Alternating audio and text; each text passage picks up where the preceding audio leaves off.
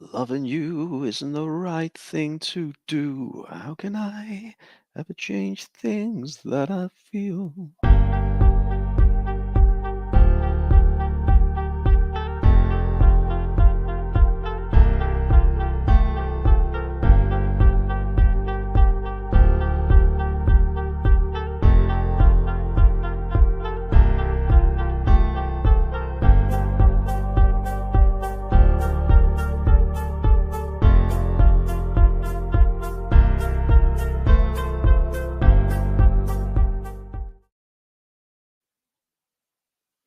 Loving you isn't the right thing to do. How can I ever change things that I feel? If I could, Kathy, I'd give you my world. How can I when you won't take it from me? You can go for lonely, you can go for lonely. You can call it another world within another world. You can go Filoni, just don't go full Filoni.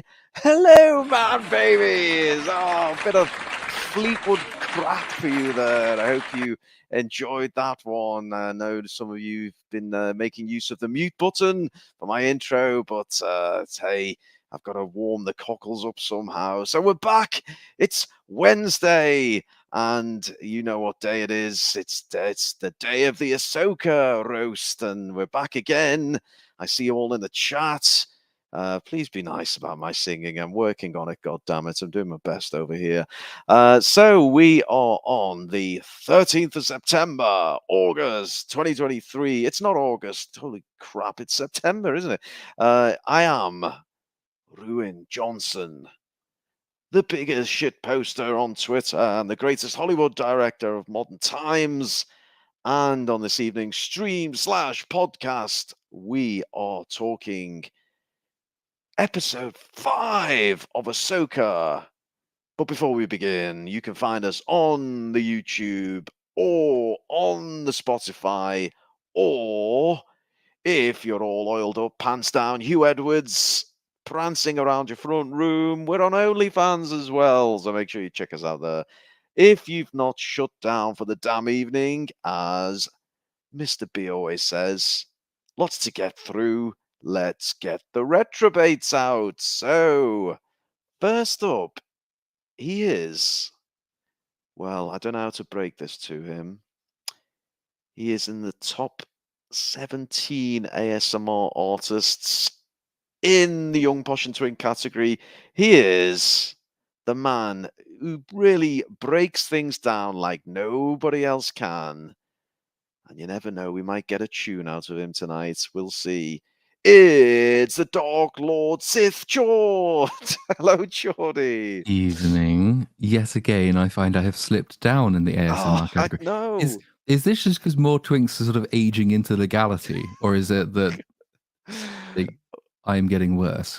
Oh well, let's go glass half full. Let's just say there's more twinks getting into ASMR maybe, and but well, yeah. Look, top 17, which basically means you're 17th. So we'll get you back up there, Chordy. Don't worry. Mhm. Are you up for another bash at Ahsoka? Oh, well, I'm here, so I suppose I have to be. You do, absolutely you do, and I'm hoping you're. Well, I'm hoping you knew what the fuck was going on more than I did, because not a lot of that made sense. But I guess I've not watched 10 seasons of Clone Wars and 15 seasons of Rebels and all the rest of it. But I'm sure you'll guide us through it, Geordie. I Well, I mean, haven't watched that either, so it doesn't actually oh, make very much sense oh to me. God, But God help us. we'll do our best. I'm sure it'll be fine. Yes, we'll get through it. Don't worry. And we've got other retrobates to help us out. So should we get the next retrobate out? Fire away. Fire away, and bulletproof, nothing to lose. You just set me up for that one, Geordie. Plus, everyone's come off mute in the chat. So, anyway, let's get them out. Next up, he is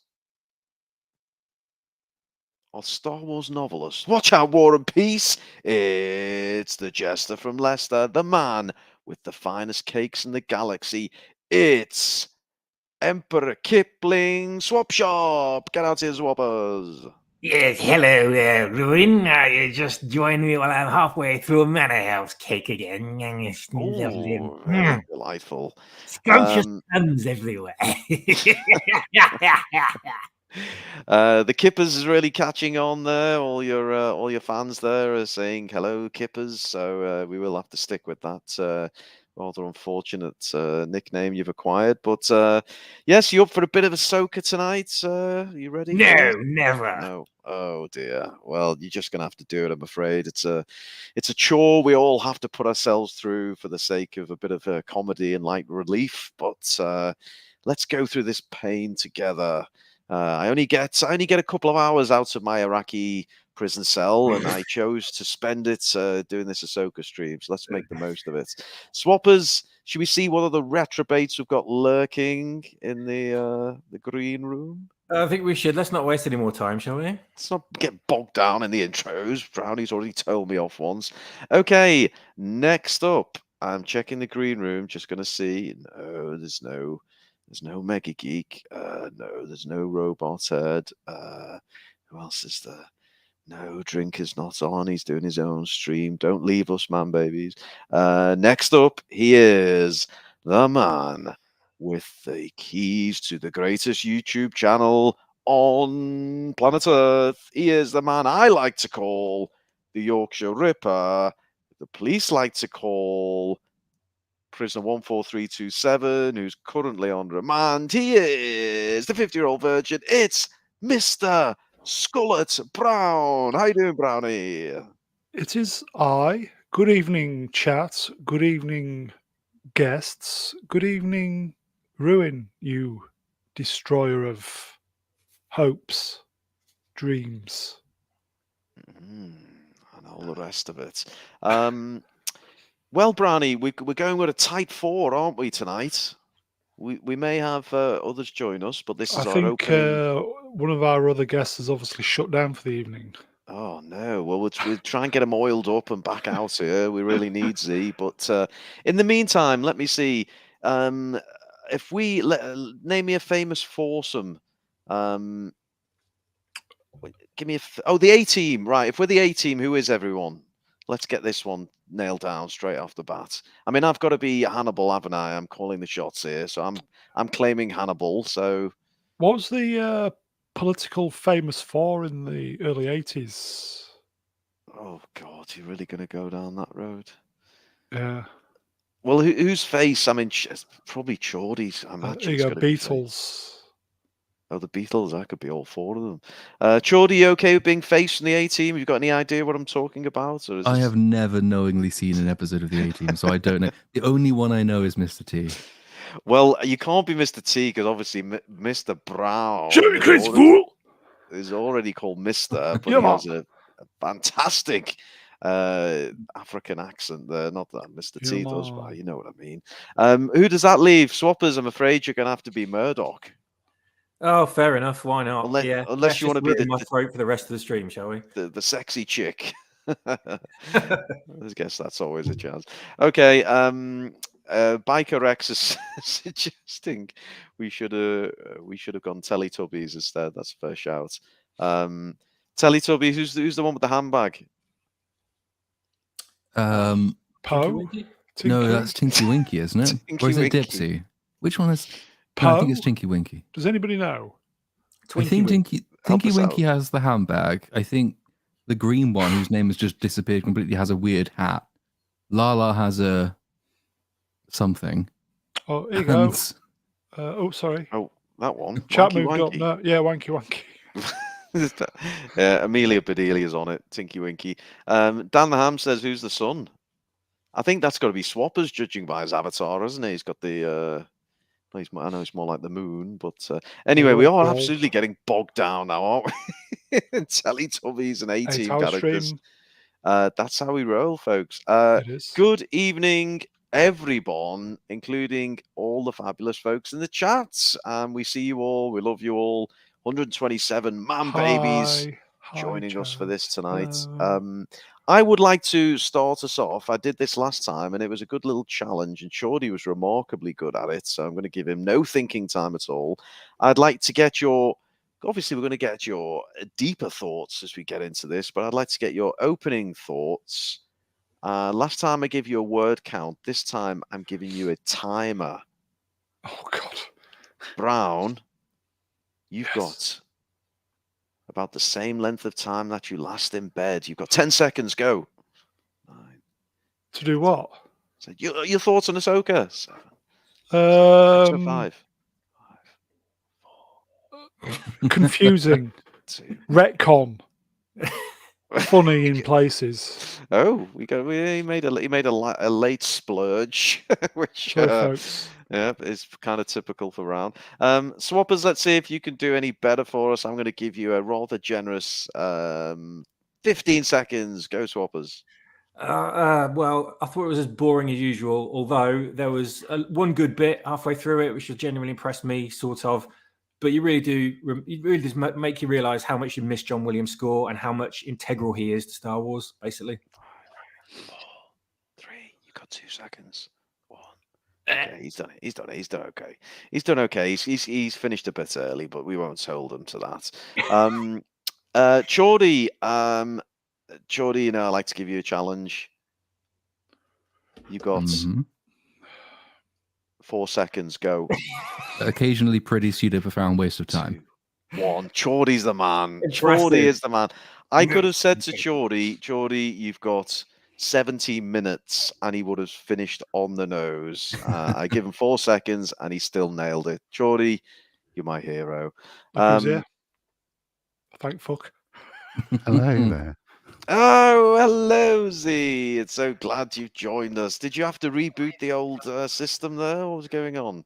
R2 tick the box for daylight savings time. Oh, no. So unfortunately, I was delayed. Oh, that's okay. Well, you've only missed the opening song. I can do it again if you want. Would No, you? no, it's absolutely fine. Man, babies in the We're chat. Would you like me to repeat the opening song? Just check with you. Okay, man. Z, we were just doing opening thoughts. I was giving everyone a very stringent timer.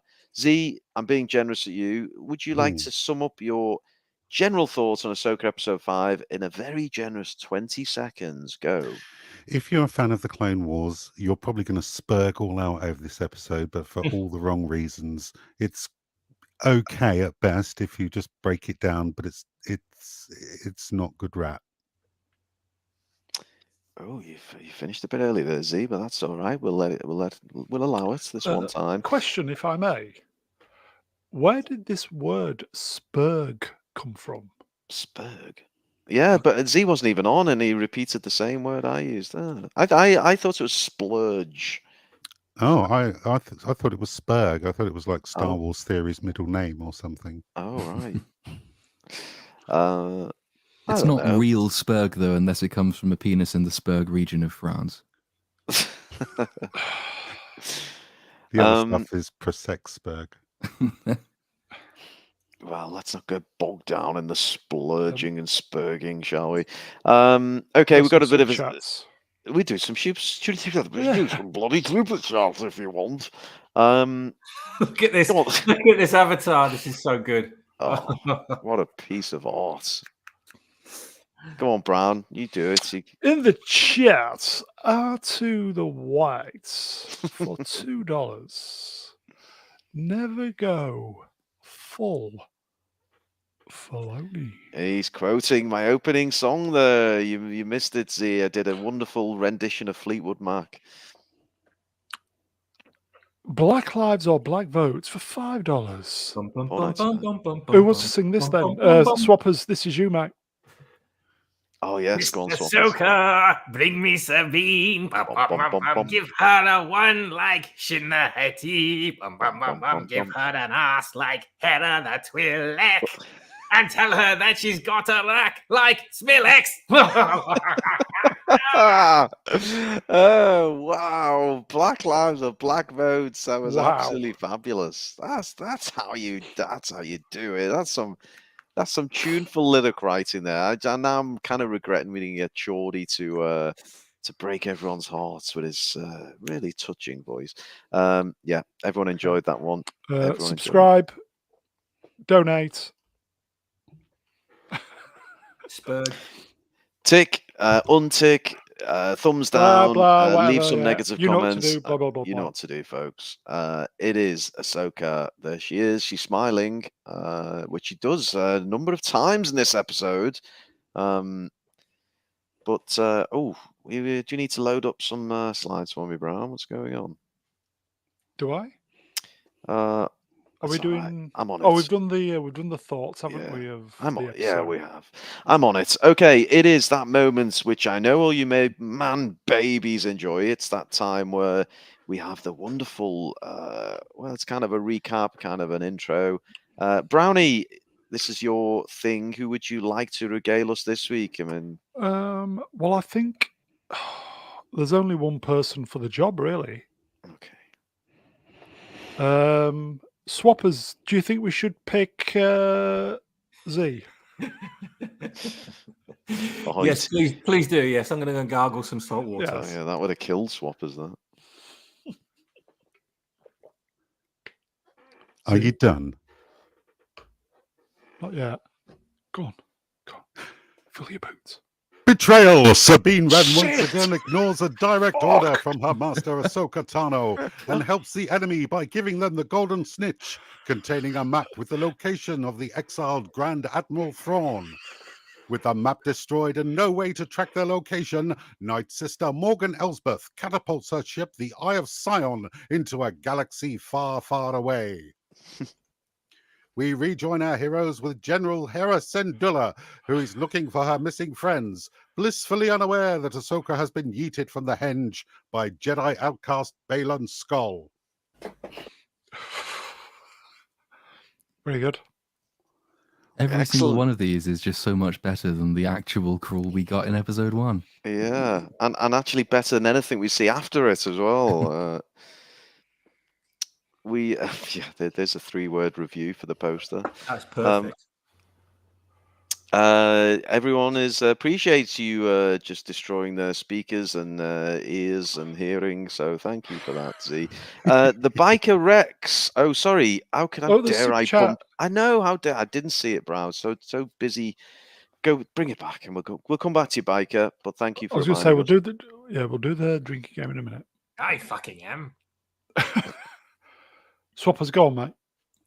Psycho Stumpy for $5 in the chat. Orange Woman Blonde. I think it's very true. Very pithy, very good. Get it on the poster. Put it on the Chinese poster, and we'll shrink. Who are we going to shrink on the Chinese poster? Probably Ahsoka, actually. Back to Biker Rex, because he makes a very valid point. Are we doing the drinking game? We absolutely are, Biker Rex. So, as always, we go round the retrobates and we ask them to establish the rules of the drinking game. Chordy, we'll start with you. Chordy, I always picked you with a reclining in a gold dressing gown, a bit like Snoke, with some matching gold slippers, with maybe a pipe in one hand. I'm not going to say what's in the other, but you've got a little table next to you. You've got a tumbler with some ice in it, and you're just kind of, twiddling the ice around. What's in the glass, though, Chordy? What are you drinking? Depressingly and out of desperation, it's just vodka. Oh, it's just neat on vodka. Its own.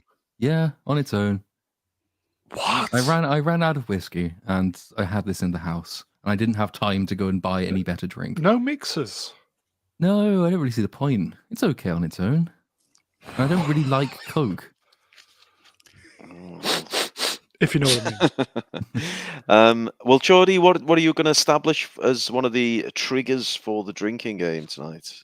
Oh my goodness. I think any arse shot from Hera, whose job is just to walk around presenting her ass. We did definitely get a few arse shots tonight, so yeah, get ready for that, folks. Thank you, Chordy. Brownie, what would you like to introduce?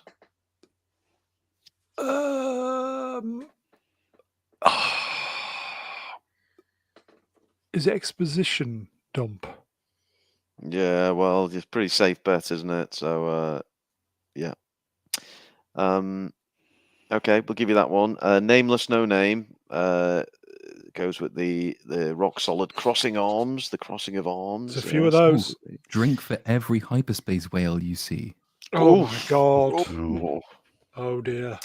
Swappers, what would you like to introduce to the game? I've got to say, it's going to have to be every time the ESG score is met. That's just constantly drinking throughout the show. What? That's Well, I'll just go for broke, you know. intravenous drip drinking. When in Rome, why not? Our old mate, not Brian, in the Shut up, chat. He's hello, Brian. I can just waving to him out the window. He's in my back garden there. He's saying, "Chordy, drinking like a man, not like a northern gimp, hammered on half a can of Top Deck." Oh, There's I a love reference Top for the Deck. With kids. lime. Yeah, with lime. Oh, Z, what would you like to establish for the drinking game? Let's have a think. Every time that horrible, annoying little droid goes whack whack whack like Pingu. Very good. Smilex says every time the kid is unnecessarily in a scene. Well, I have something to say about that. Oh, well. I'm getting better at these. Okay. Well, keep it for the Kids? relevant moments. I will. I'll go with every time there's something that you don't understand, which basically involved me drinking permanently through this episode. But there we go. Let's get this show on the road, shall we? Oh God, I need to load more slides up. Yeah, I'll do it. Okay, you're on it. Okay. Lucasfilm logo. Gotta say, spoiler alert and all that, but my sexy little Shin and the big bad guy who's really intense and interesting, Balin, neither of them in this episode. I know. So straight out the bat, it wasn't looking great, was it? But some interesting moments, which I'm sure we'll get to. Opening shot. This looks like the view out your back window, Brownie, doesn't it? Across the Yorkshire moors. It did yesterday when it was pissing down all day. Yeah. And we have some crashing of waves. So we should say at this point, well, what is the deal with Ahsoka? Are we meant to believe she's dead? She's in the world between worlds. What's going on? I feel Chordy could give us a good explanation. Yeah. Well, at the top of my notes when I was going through, because I make notes in preparation for scripting the reviews later on, the first note I've got is we are going to find out how she fell off a cliff into the world between worlds, aren't we? And then after I had to go back and amend it to say no, because we don't. So no, I don't really know. So we're going to have this whole thing coming up with this lesson that she's supposed to be learning and a choice that she's supposed to be making between life and death, which hasn't really been set up at all. None of that makes any sense. It's just there for fan service. But as for what is going on, why she is there, how it works, and how it interacts with the real world, no idea. And I don't think the writers do either. Yeah, not really explained and not very clear. So I'll take a drink straight away. But we're back at this place. They're really getting the money's worth out of this set, aren't they? It's appeared quite a lot now. On the volume, isn't it? Yeah. And what are we looking at here? Z, you could probably explain it. What's this? Yes, that is both halves of the map. As you can see, it's been sheared clear in half, despite Balin's skull plunging his lightsaber through the center of it. It somehow managed to do a nice clear break there. Yeah, they made a big point in the previous episode of it actually exploding, not being sliced in half. So why it's actually like this, I've got no idea. I'd imagine with a bit of work, you'd probably get running again. Z, if we were to put a lightsaber through one of your robotic bollocks, is that what it would look like?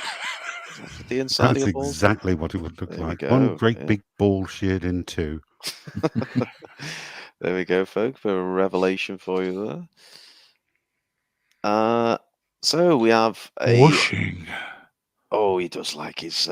Come on, chat! Oh. Don't you Whoosh. stinge on us. We want your favourite bracketed descriptions, if you would please, either as they appear in Ahsoka, or you can make your own. I saw some of you doing this while we were in the green room. I know you're very good at it. So, come on, give Is us it your whooshing favourite or ones. whooshing?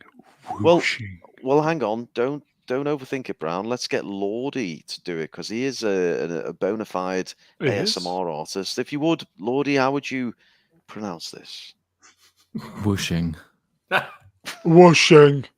I think it's whooshing if you're from the north, but it's whooshing if you are civilized. Oh, yes. Whooshing. Brownie, I'm just going to quick fire some other ones. I want you to do them all as they pop up. You ready? Hang on. Go.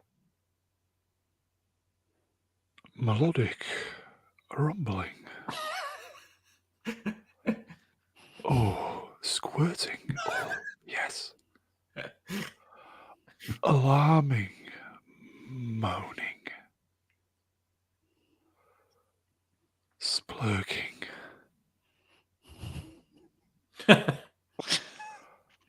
Fart sounds. Can you imagine if you're a deaf person, that's the first time you see that and you think, oh, they make a noise? Here, a shot. It's a mighty fine ass. Here's the last one I'll do. Wishing this was never made. Very good chat. And we, yeah. Good night, everybody. Good night. Oh, Sleep I tight. can't help myself. There's one more. Can you just do this one? Oh, queefing. Okay, look, I'll put my Hugh Edward bollocks on the table here. I don't know what queefing is or means, but it sounds very funny. Is that something that can be explained, or do I need to Sounds take that very It's a offline? lady fart. Erotic. Oh, is it? Is that what it is? Hmm. Really? I had a friend who could do them on command. Oh, Queefing. Okay. Oh, God. It's almost. I think queefing for me is like Tim Hannabom is for Do you know, you, Brownie. I can Queefing. quite honestly say I don't think we're going to top that, so we may as well just finish. Good night, everybody. Thanks for There we joining go. us. Good night. This is how See you you next watch time. Disney you Star next time, Wars. folks. You watch it with the Take gang care, of everybody. Great to see you. retrobates, and we always find something, don't we, to get our teeth stuck into. Anyway, get ready, folks. This is your pants down warning. Now we've got a cracking arse shot coming up for you. Let's hope there's no queefing from Hera, or that would really ruin the moment, wouldn't it? But with a double T. Does anyone else get a Millennium Falcon vibes from this ship? There's a couple of shots which Big just time, yeah. felt a bit Falcony, didn't they? Yeah. it is. It's also- It was designed originally to kind of fill the void of like a carrier Ah. kind of ship that can hold multiple people for rebels. So, because that's the kind of vibe that Dave Filoni wanted to get across with that show originally, was he wanted to kind of take it back to the original trilogy, where you've got this like small unit of people that became a family kind of thing. That's what he was striving for, at least, anyway. And the ship is of Corellian design as well. Ah, brilliant, Z. She's so good, Z. While we've got you, Z, can you do this one from Not Brian, please? Not Brian in the chat says, the show is not over until the fat lady queefs. There we go, folks. Get You that don't get one that on tattooed on your Erotic, arm do in you? Chinese lettering. You're onto a winner, I tell you. Thanks, Brian. Oh, we got a nice head turn shot there. Look at that one. Whoops. And there we go. So, who's you talking to? Carson. Carson the Beaver. X-Wing. Yes, Yes. the slightly portly old man who flies an X-wing throughout The Mandalorian and Oh, occasionally yeah. in this show, who God, he's got abandoned some his stories. post and left Everyone- the fleet with him. It's worth noting that when they say they've got nothing on the scope, there is something on the scope. It's just that they've forgotten there is at the moment because they're about to stumble across David Tennant droid. And if you remember, I think it's the previous episode where they switched him off to avoid him appearing on scopes. And yet in this one, he does not appear in scopes. And so they come across him by accident, which is a minor thing, but it does suggest that they weren't really paying attention. What a Mm. surprise. Nameless No Name has come up with a nice little pun for one of our regular guests who hasn't been on for a while, but next time he's on, make sure we remind him of this. Make a queef. Very good. Nice work. It's shit. Chris Elliott in the chat says her arse is Hello, overrated. Chris. Is it? What do we say on the art? I mean, Bit flat. well, there you go. But does that help? It's a bit of a profile shot. We'll get a better one in a moment. Take a drink anyway, It's man, them baby. green things I'm having problems with. Well, Yeah, she has- I'm not she kind attracted of- to single mums. So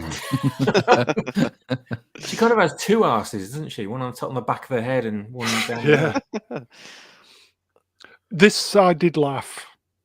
Yeah, it's the gay pride moment. Yeah, I just thought, God, Oh no! can I come out now? Well, he's Pissed dyed his myself. hair. He's dyed his hair, which is a bit of a giveaway. So Yeah. he probably already is. It wasn't me then, was it, Lord? No. I saw that as well. It was quite good. Yeah, I tittered a lot. I just thought, fucking hell, Disney, you just can't help yourself, can you? But it's also, I mean, away from that aspect of it, it's also that he shouldn't even be here. There's no reason she should have brought him from the safety of the fleet onto this mission. And now they've landed on, well, yeah, because the plot needs him to be here, but there's no reason for a mother who was responsible to have done that. But now they've landed on this strange alien planet. They haven't detected anyone on scopes, but they don't know that there's no enemies or anything around there. And she's like, yeah, fine, just come out, do your thing. Don't walk off too far. And then later on, she's just going to fly off without him and leave him behind, which is even better. She's not the best mum in the galaxy, I don't think. I will quickly say as well, whoever did the subtitles can't spell. Oh. It's not all right, is it? That's incorrect, isn't it? I mean, it depends. Actually, you can be, say all right. yeah. Yeah, all right with ALRIGHT as it is. Technically, I think that's more of an American contraction than it is an actual thing. Right, okay, yeah, right. Yeah. Anyway, Brian, you robbed us all of the full arse shots, so don't wander off too far, kiddo. There we go, man, babies. We We didn't see the droid go off the ramp either. They just stopped the shot just before it was about to go off the ramp. That's convenient, isn't it? Yeah. Although I did notice that little wheel at the front, thinking there's no way you're going to get that off there. That's just going to fall right over. I mean, I know this droid is popular from what he's been in previously. He has got that kind of shop and trolley front wheel, hasn't he? You know, the fucking shop and trolley wheel that never goes straight and squeaks. And yeah, could they not get a better design on that? I don't know. We got a super chat. Rube, do you want to do it? Absolutely. Ran out of channel names for $2. Says 30 minutes late. How much pointless shit did I miss? Well, absolutely none. Well, you missed me destroying a Fleetwood Mac song. You missed everyone giving their quick reviews in various time-limited rules of the drinking game. The rules of the drinking game. We did Brownie doing lots of ASMR to audio cues, and then there's been a lot of talk of queefing. Talking of which, would you do the honors, Emperor Kipling? Princess Fiona says Lizzo once queefed and terraformed an entire moon. Oh, it's perfect. Very good. Thank you, Princess. So we let's get back to the R shots. Let's get back to the tumbling. Really, I think this episode peaks at this exact moment, doesn't it? I mean, really. Nice ass, by the way. Yeah. Some people in the chat were saying it's overrated. I shot. mean, yeah. What would you give the arse, Brown? Out of 10. Yeah, if you're going to rate arses, and I present that one to you, I'd give the arse 1. You give the arse 1. Okay. So would most of the chat, it seems. Is that 1 up the arse or 1 for the arse? Either, not bothered. I mean, everyone's obviously playing along with the game. There's lots of 1s, and then there's this from Dan the Ham. Brilliant. Well done, Dan. Well done, mate. Doesn't mess around. You'll go far, Dan. Well done, my friend. Yeah, doesn't mess around at all. Anyway, we have rocks tumbling. I thought this was a dick move. So they hear a noise and they think, oh shit, it might be an enemy. So the kid hides behind Chopper and uses him as a human shield or a droid shield, which Wah, is a wah, dick wah. move for someone who's supposed to be your friend. I'd be a bit annoyed if I was Chopper. We've Wah, got a wah, wah, wah, wah. request from our old friend Nikki Relihan, who says maybe Brownie would show us his horse for a comparison. No, thank you. I talk out of it, but I'm not going to show you it. Oh, come on, give us the old Hugh Edwards. Get your pants down, Brownie. Let's come on. You can do it, Brown. Maybe for the Attack of the Clones stream, which we may well have a date for you. Yeah, we've got provisional dates. Do you want to announce it, Brown, or you're not Yeah, quite? Should we say October the 14th provisionally? Oh, it's October the 14th, man, babies. Put that one in your Depends diary. if we can get the. We're just going to get the cats herding at the same time, so leave that one with me. Provisionally, October 14th. It's a Saturday. And it's a very special date. No, there. It's a very special date because Don't it's the say anything. anniversary of the Battle of Hastings. I It believe. is, yes. Yeah, see, calm yourself, Brown. Very good. I that's all right. doffed my cap to you, know my my friend. history. Very good. Very good. Okay. Oh, she's turned round. What a shame. What an absolute shame. It's like that moment in the nightclub, isn't it? You see this chick and she's got this peachy little horse, and then she turns round. Green! And she's got, as they used to say, got a gun. Body off Baywatch, face off Crime Watch.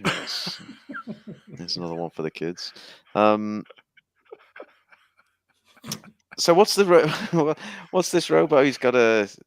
So we go straight from an arse shot to a helmet shot, don't we? It's He's looking longingly at that helmet. Yeah. So just to establish where we're at, Ahsoka's gone seemingly underwater or slipped into some sub-world or world between worlds. I don't know what the fuck was going on. And that other resting bitch face one, what's her name? Sabine? She's fucked off. She's gone. Yeah. Is anyone still around? Because Balin's gone, Shin's gone. Has anyone left? It feels like the old days, Brown, when we basically talked to ourselves and two of Swappers as sock puppets. It was just no one's around. What's going on? Go on. Don't talk. What? We're having a moment. Actually, Z, this is a reflective moment for this android. So why don't you explain what he's going through here? Is he?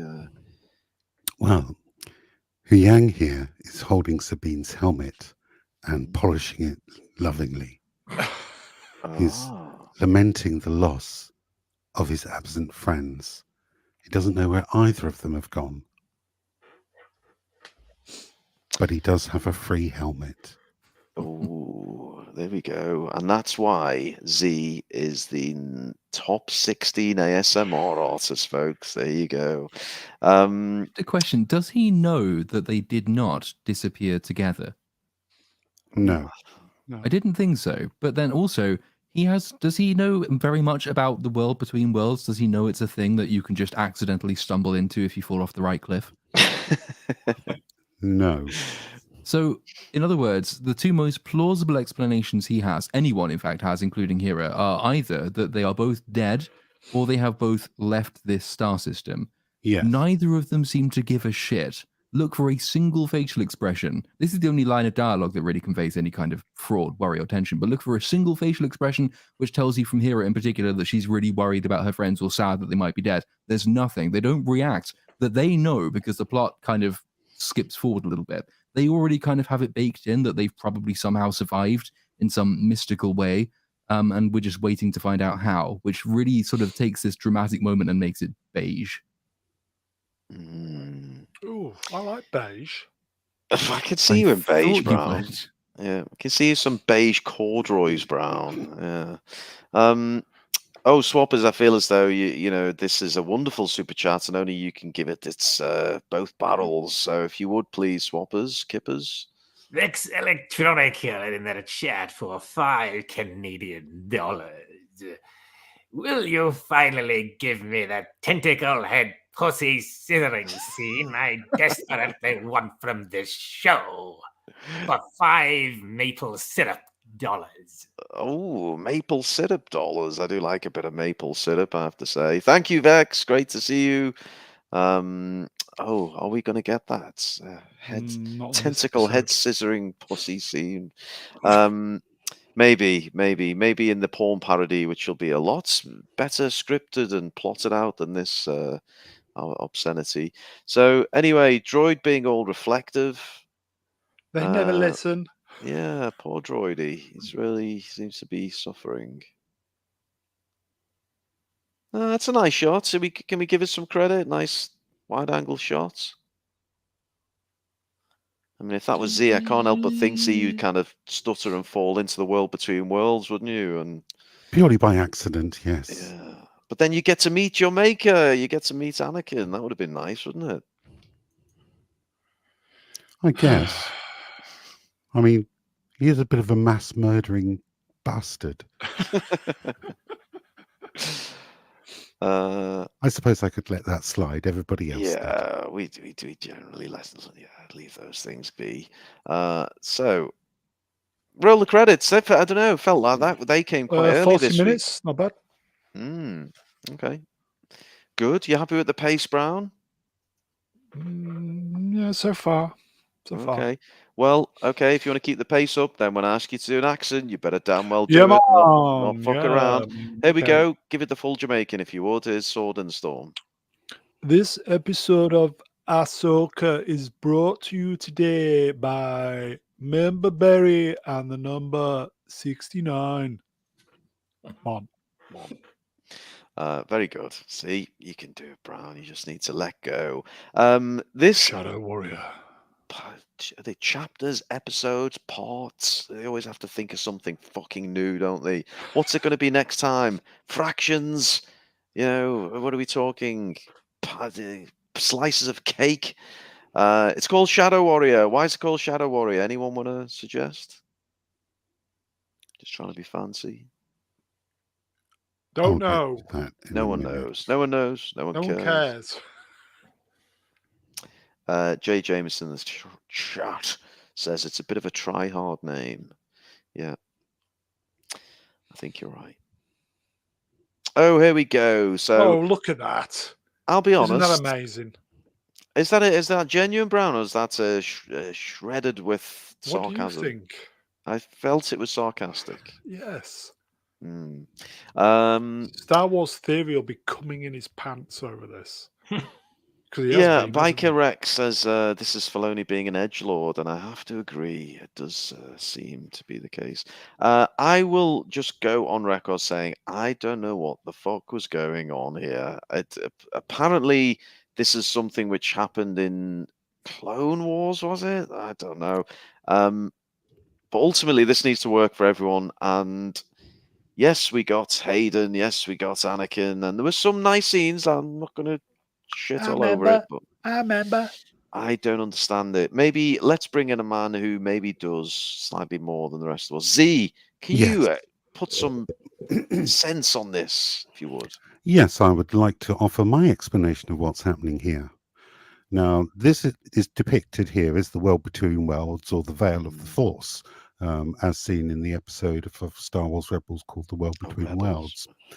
It is not the world between worlds, though. It's a representation of it, in my opinion.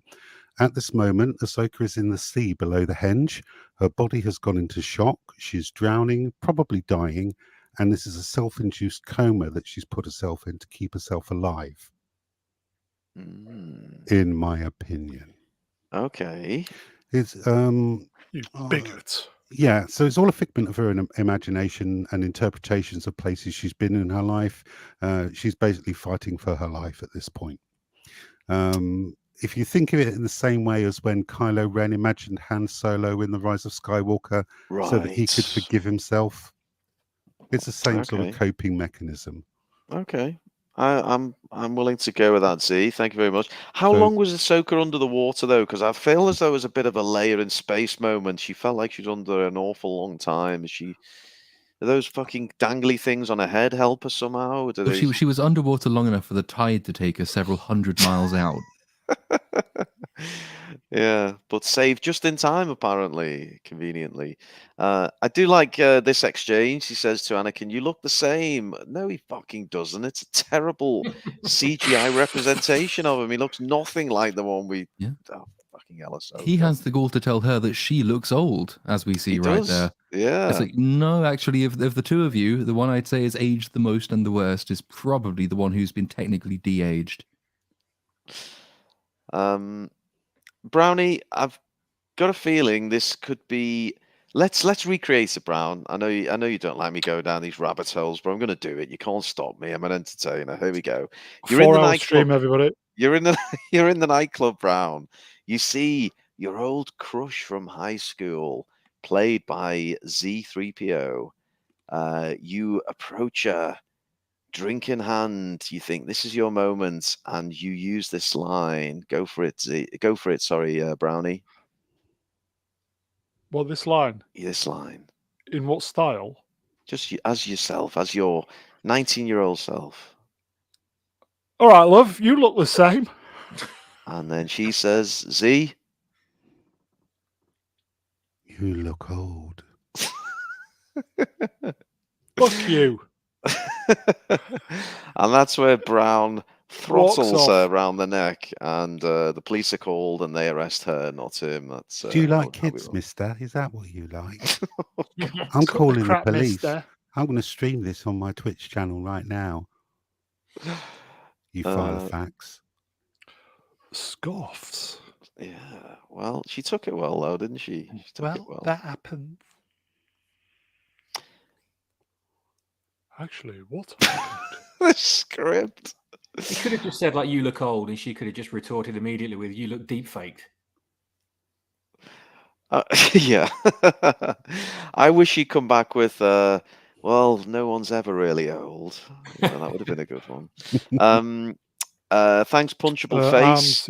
Arms crossed. yeah, Take yeah. a big I slurpy did drink. spot that one, yeah. Or when he says, you look old, and she says, that tends to happen, and he says, not to the younglings, it didn't. Oh, even better. Very good. Very good. Instead, he comes out with this awful line.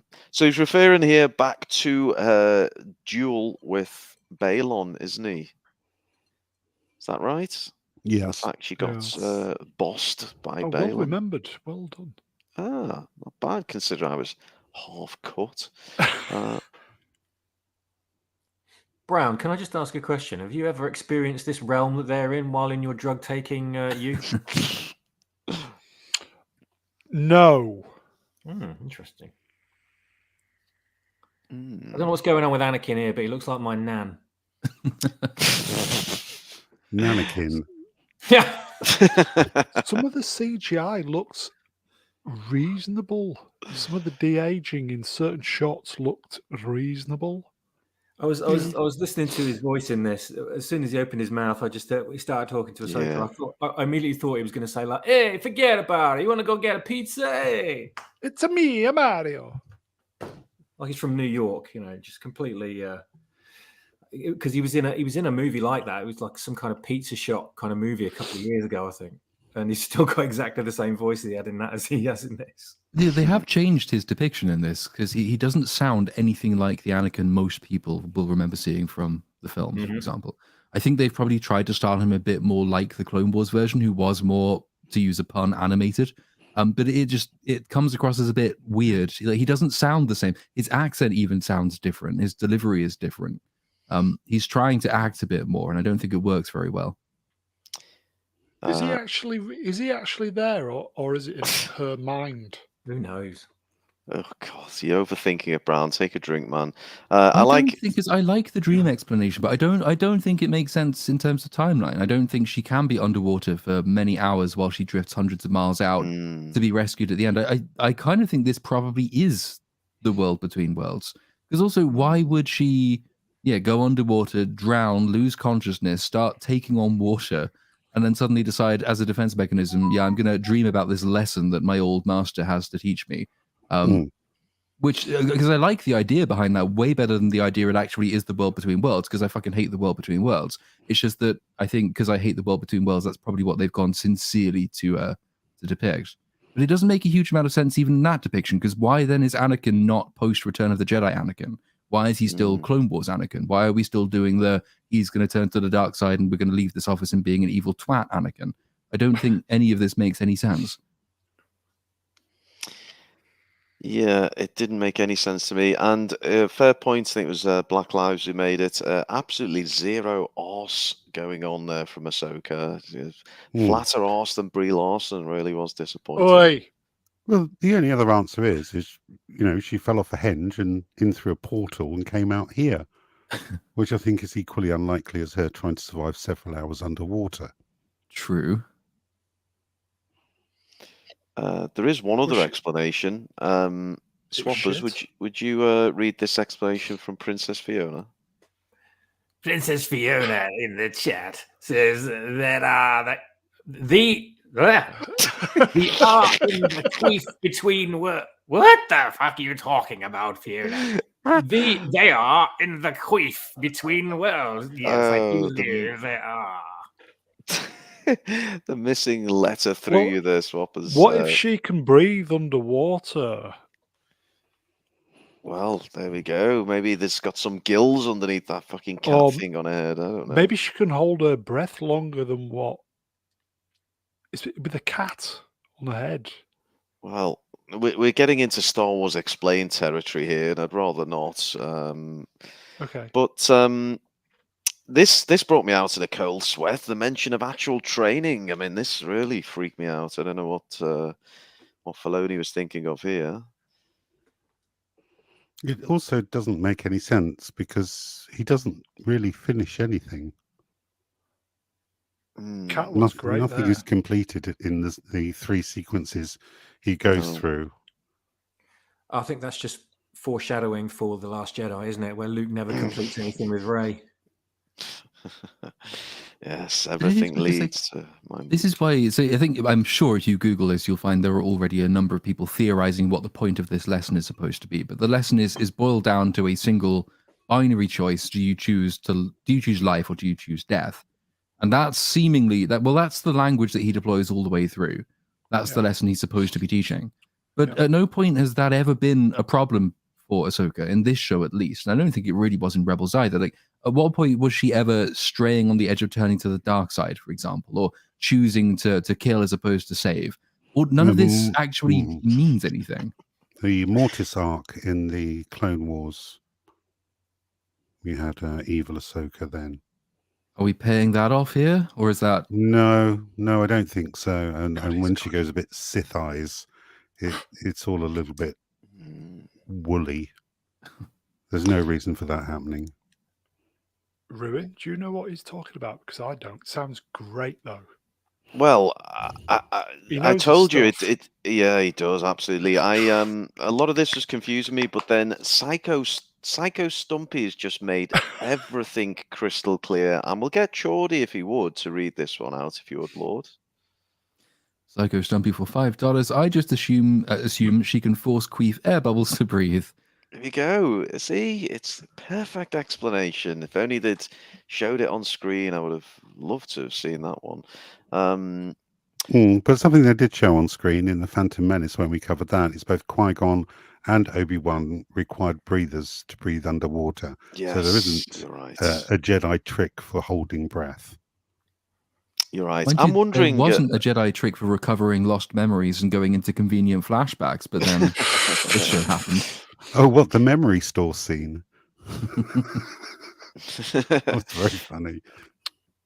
Zee, you available, Mac? Please. Ran out of channel names for $5 says, on a scale of 3 to 10, how many 21st chromosomes do the writers have? Jeez. On a scale of 3 to 10, well, we'll give it 1. Oh, they've got one more than me.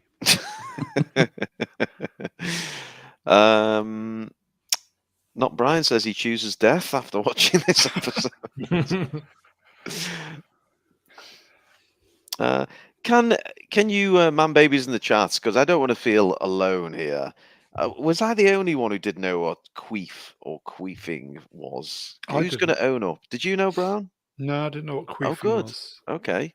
Anyone else not know what queefing was? I want to know that I'm not alone in the galaxy. Did women just not queef before the year 2000 or something? Is that why older people don't know what it means? Is it possible to queef and fart at the same time? And if so, do you actually Well, there was lift off the ground? fanny farts. Is that what it is? Yeah. Well, that's Yeah, what we just used to call them. Oh. Drew, thank you. Yeah, there we go. Thanks, Drew. T-Gun's never heard of it though, and most people discovered it from South Park, apparently. I did. Yeah, Same. there we go. Well, apart from my friend Heather, she's lovely. Queef's on command though, but I didn't know. You're going it to was give us actually her called surname that. as well. No, I'm not. Franco thinks he knew one time, I'd forgotten. Roger Borg. Hello, Roger Borg says, I missed the drinking game. Do hands behind the back count? I mean, I feel as though if she hasn't got her hands behind the back, she's got them folded in the front. I mean, it's really just fucking flips from one to the other. Yes, Rog, let's factor that one in. So take a drink there, Rog. Okay, these two are still chatting shit. So is now trying to engage her in a fight, it seems. Yes. Yep. What's the point of that? Just part of the training? Haven't got a clue. Really don't know. None of it actually adds up to the dialogue, and the dialogue doesn't match the events. None of it seems to add up. I think this is all just pseudo-profound shite, which is there to justify fan service.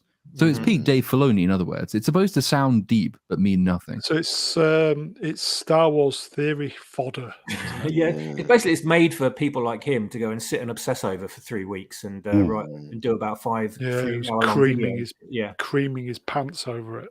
Yeah, I mean, anyone who's watched the entire series of Star Wars, Clone Wars, and Star Wars Rebels is literally, their socks are crusty now. Lightsabers smashing, go. grunting. Swappers, have you got a Obi-Wan Kenobi in your accent locker? I don't know. I can try. Give it a go if you would. Here's one from I really enjoyed from here we go.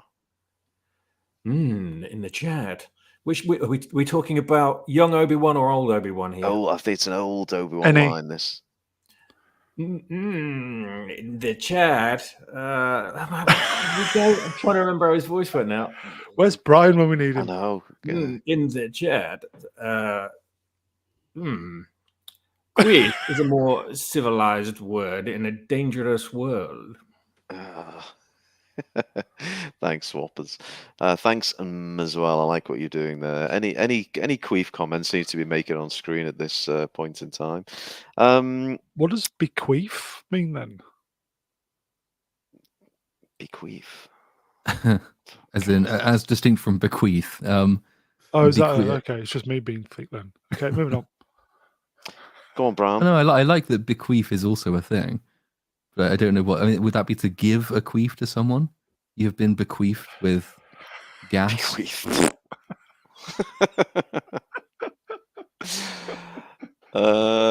Here's one from Roger Brown. How did he get to this? Here's one from Roger. No, that's nameless. Queefs of the Stone Age. There's one from Roger as well. That's a great. I felt a great queefing in the Force. Jesus. The chat never let us down, do they? Anyway, I'd much sooner do these queef gags than talk about Ahsoka. But anyway, we've got to get back to work. Grunting. Queefing. Sparky lightsabers. There is actually no point to them fighting then, is it? Because there's just no point, is there? No. It's just no fan service. That's it. Yeah. Just fighting for the sake of fighting. No, moving on. we've got a bit of a song here, and it's super chat, so we absolutely have to do it. Where's you then? I'm not 100% on the tune though. Well, we know that, but it's you. Well, let me bring it up. And we'll see who knows the tune. Anyone know the tune? Retrobates. Doesn't normally stop me, of course. Shin be a hearty tonight. God, he started. Cat be a downy. No, I don't know it. No. Snips if. Go on, Lordy. You're the. I don't know it at all. Oh, Lordy's playing. Yeah, because it's not playing Radiohead, isn't it? No, pretty much. Z, do you know this one? Shin be No. hearty tonight. Cat be a downy tonight. Snips if you've ever been Ahsoka to begin with. Bum me a ZZ tonight.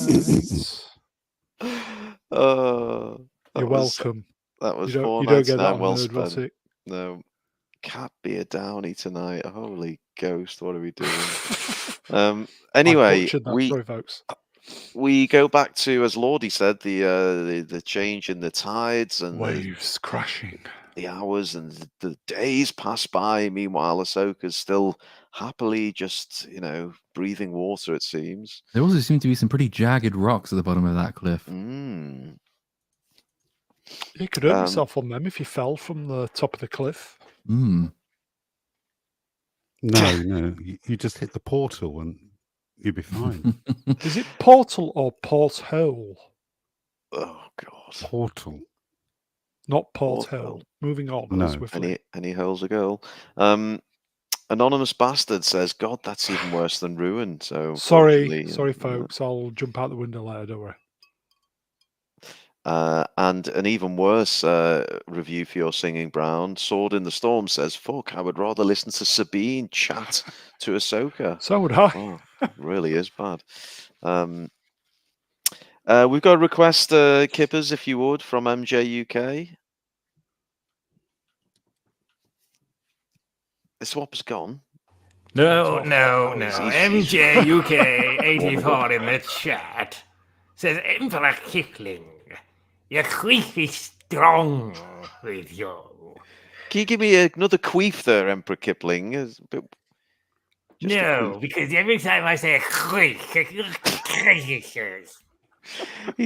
He's absolutely plastering his laptop screen with gob. spit all over it. Well done. Yeah, Unk. Here we go. Unky 101. Cheers, Unk. Unky 101. What's $2. that? Australian Yeah, I think so, dollar? yeah. Mm. I think Unky tried to type something. Perhaps. Oh, well, type it back in, Unky. We'll make Cheers, sure Unky. it gets on. Waves crashing. There we go. I can't resist this from Jay. It's a killer queef, light swords and laser beams. I could go on, but I won't. Very good, Jay. Anyway, we go back to this gang of losers. So we've got Emo Kid, the girl with the arse, the moody robot, and the one with the fucking shopping trolley wheel on the front. They think the map's broken beyond repair. And yes, all hope is lost. Except that just like with episode 2, when some randomly fortuitous droid happened to stick around and give them the opportunity to know where to go, in this one it's whales, so they'll be fine. Combination of whales and the Force will make the entire point and purpose of the map completely redundant.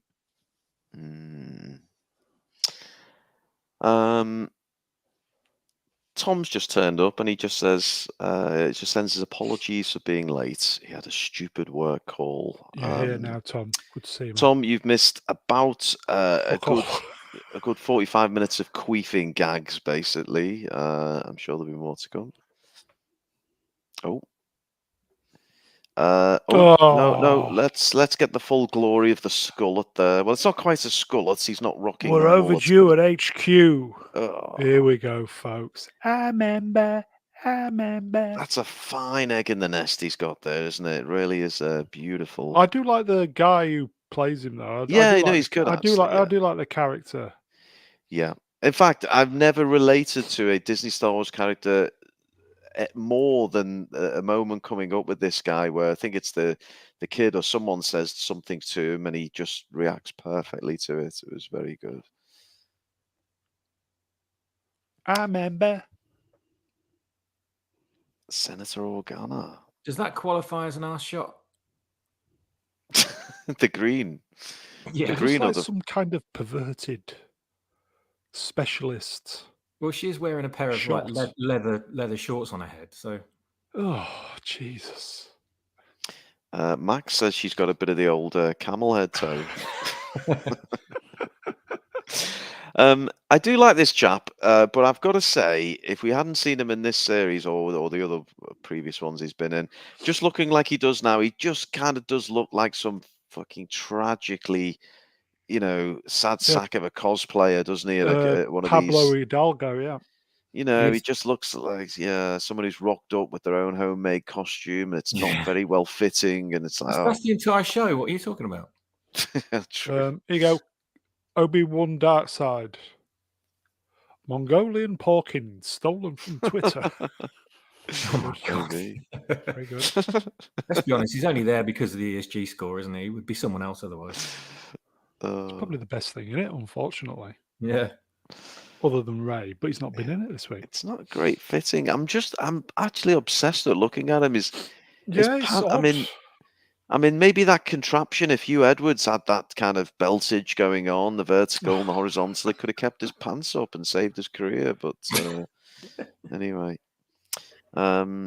It's weird to think that for someone who's only watched the TV series, you probably know more about Carson Teva than you do on any other character in this show. Mm. Mm-hmm.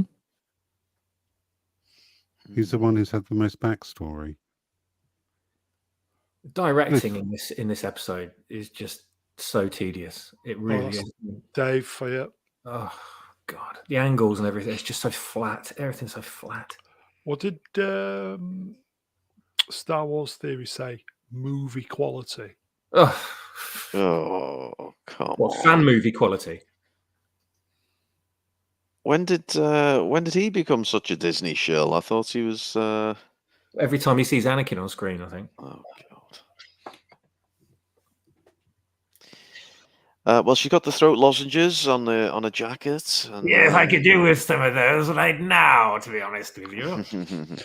All the dialogue, everything is just completely spelt out, isn't it? Oh, it's It's it's just- spoon fed. Yeah. I haven't got a fucking brain to think what's going on. Oh. Which is funny because they spoon feed us through this dialogue, but then there's other things where they give no explanation whatsoever. So, Chordy, I need to bring you back in. What are you making of this scene and these characters? No, I'm with Z, and that Carson Teva is probably weirdly the most well-known of all of them because he's actually had some crossover with other people, other shows. It's weirdly they've taken the approach with him that they really should have taken with a character like the Mandalorian, and actually have quite frequent crossovers with a character that you want to be important to make sure that they're firmly embedded in the rest of the stories going on around the same time period, and giving the whole thing a sense of connectedness that it really doesn't have. But in the event, it's just we're wasting time, killing time until plot needs to move on, and then it's the green-haired, probably gay kid has sensed something in the water, which turns out he can hear lightsabers now. That's Well, he is, isn't it? Because he says, "Can I come out?" yeah, and then she said, "Yeah, you can. Just don't walk off too far because you don't want to leave gays alone in the forest because bad stuff happens." But he's just, so he can sense something. He's the one who basically gives them a clue that Ahsoka is still out there or something somewhere out there. He can hear lightsabers, and I wasn't sure whether, because I'm not familiar at all really with Rebels, but I wasn't sure whether he had ever actually heard a lightsaber before to know what one sounded like, because I thought his dad was dead. Well, this is why he was brought on a dangerous mission. Yes, Purely for absolutely. this. Yeah. Purely for this purpose. It's the only reason that he's here. He serves no other purpose. If he'd left him on the home one, Ahsoka would be dead. Mm-hmm. Wah, wah, wah, wah, wah, It does pose other questions, though, which again, none of Disney Star Wars is very good at establishing itself. But Luke is supposed to have a new Jedi Order by this point. We've already seen him building it in the Book of Boba Fett, of all places. This is a kid who is Force sensitive, whose dad was a Jedi, who is, big in with the New Republic, whose family conceivably know of Luke or know people who know Luke. Like, what is Luke Skywalker doing to build a new Jedi Order that doesn't involve this obviously Force-sensitive kid who is pretty much the right age to start training to be a Jedi? And there's also a Jedi droid with them here on this planet, and we're about to get, for nothing other than comedic effects, them walking off and the kid asking, "Can you teach me to train?" And the droid says, "No." It's like, "Can you teach me to build a lightsaber?" No. It's a bit, why not, though? Because surely this kid and people like him should be the basis of this Jedi Order that Luke is supposed to be building. And there we go, back to our ill-fitting, cheapo, fancy dress costume pilot. And he's worrying about what the command are going to say while they're dwelling at this place. But Hera just brushes it off, doesn't she? Is she flexing her rank there? Feels like it. Yeah. Meanwhile, this kid's just trying to get her attention, isn't he? Listen to the waves. Oh, God. Oh, God, this dog. It's just utter dog shit. Lord Wahoo makes a good point. Good to have another Lord on. He says, speaking of, where is Luke? And why is he not helping Ahsoka or the New Republic? He's a general after all. Anyone answer this? Yeah, Ahsoka forgot to tell him anything about her mission when she met him in the Book of Boba Fett, even though she already knew that she was hunting down Thrawn. She just didn't mention it, I guess. So Luke hasn't got a clue what's going on. He's just chilling on his little island, not his island, the place before the island, building the temple with his robot ant friends, and no other Jedi around at the last time we saw him either. So Waves crashing. fuck knows. Another R shirt, folks.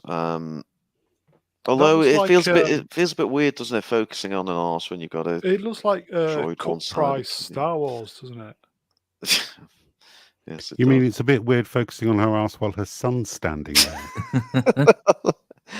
Yes, and the droid. I don't want to picture the droid. But yes, how much would you like to fucking spot and kick the three of them off the edge? Would he though? Would he know what lightsabers sound like? His dad's dead. I don't think he's met any other Jedi, has he? Or maybe has he been old enough and around Ahsoka enough to hear her use hers, or is he just able to know this because the plot needs him to? Well, if he has, it's been off screen because he was only appeared in a brief segment at the end of the final of Star Wars Rebels. So I don't know whether they've met, whether he's heard a lightsaber. He certainly didn't hear his father's. Waves and lightsabers crashing softly. Now, what I think he's doing here is he's connected to her mind and then shares that with his mother. Mm-hmm. Leading me to believe that it's not the world between worlds, it's actually the physical Ahsoka that he's connecting to. I can't help but ponder on this one from Andy Mouse, who says, put feet on the end of her tentacles and what do you see? What? Brie Larson? Hey, pack it in. Leave Brie alone. Anyway, we do have a super chat from the Biker X, and he poses a question which I'd like to discuss in earnest. He says, for £5 English pounds, which is real money, don't you know, who would win in a fight? Green-haired gay kid, do we know he's gay? Or broomstick kid from The Last Jedi? Oh, what a battle. I mean, they're similar ages, aren't they? I don't know. Let's go around the team. Geordie, who wins? Broom Boy or this green-haired kid? Well, Broom Boy is white and probably straight, and so his score's lower on the most important metric of all than green-haired, probably gay kid, who also has the Force. So I'm going purely on his ESG power level. I'm going to go for green-haired kid. Green-haired kid? Oh, what? Brownie, who are you saying? Green-haired kid or Broom Boy? I'm going to go green-haired kid because at this moment the plot needs the green-haired kid. Oh, okay. Well, you've obviously not seen the drafts of my Broom Boy trilogy script, have you? Wasn't Broom Boy basically, punished and killed by his old slave masters for letting the rabbit horses go? Well, Yeah, maybe. Although he is force sensitive, so he might have some special powers. Any love for Broom Boy swappers? Broom Boy or this greener kid? I would have said Broom Boy because he's at least got a weapon. Oh, of course. And he Yeah. can clean up after him. Yeah. Z. I think Broom Boy and Jason would hook up, get their own spin-off Oh. series of teen Star Wars gay boys. No, it'd be called this. This is what it'd be called. Broom Boys. Very good. I love the way Jay Jameson actually tries to do some fight analysis. He says, Broom Boy is probably wiry and has been in fights, I'd wager.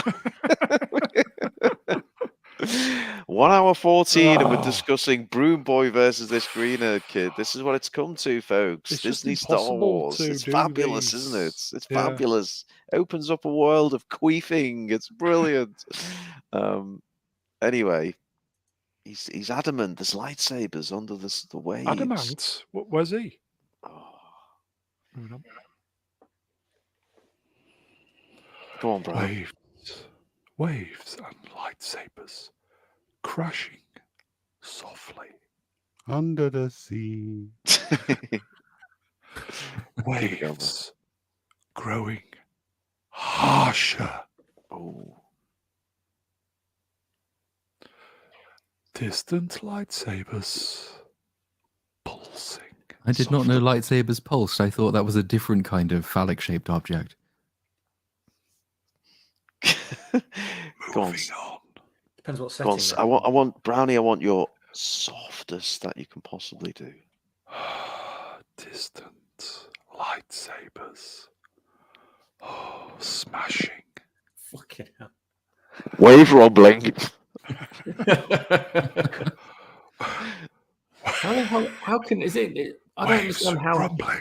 How can Hera hear this? I don't understand. She hasn't got the Force.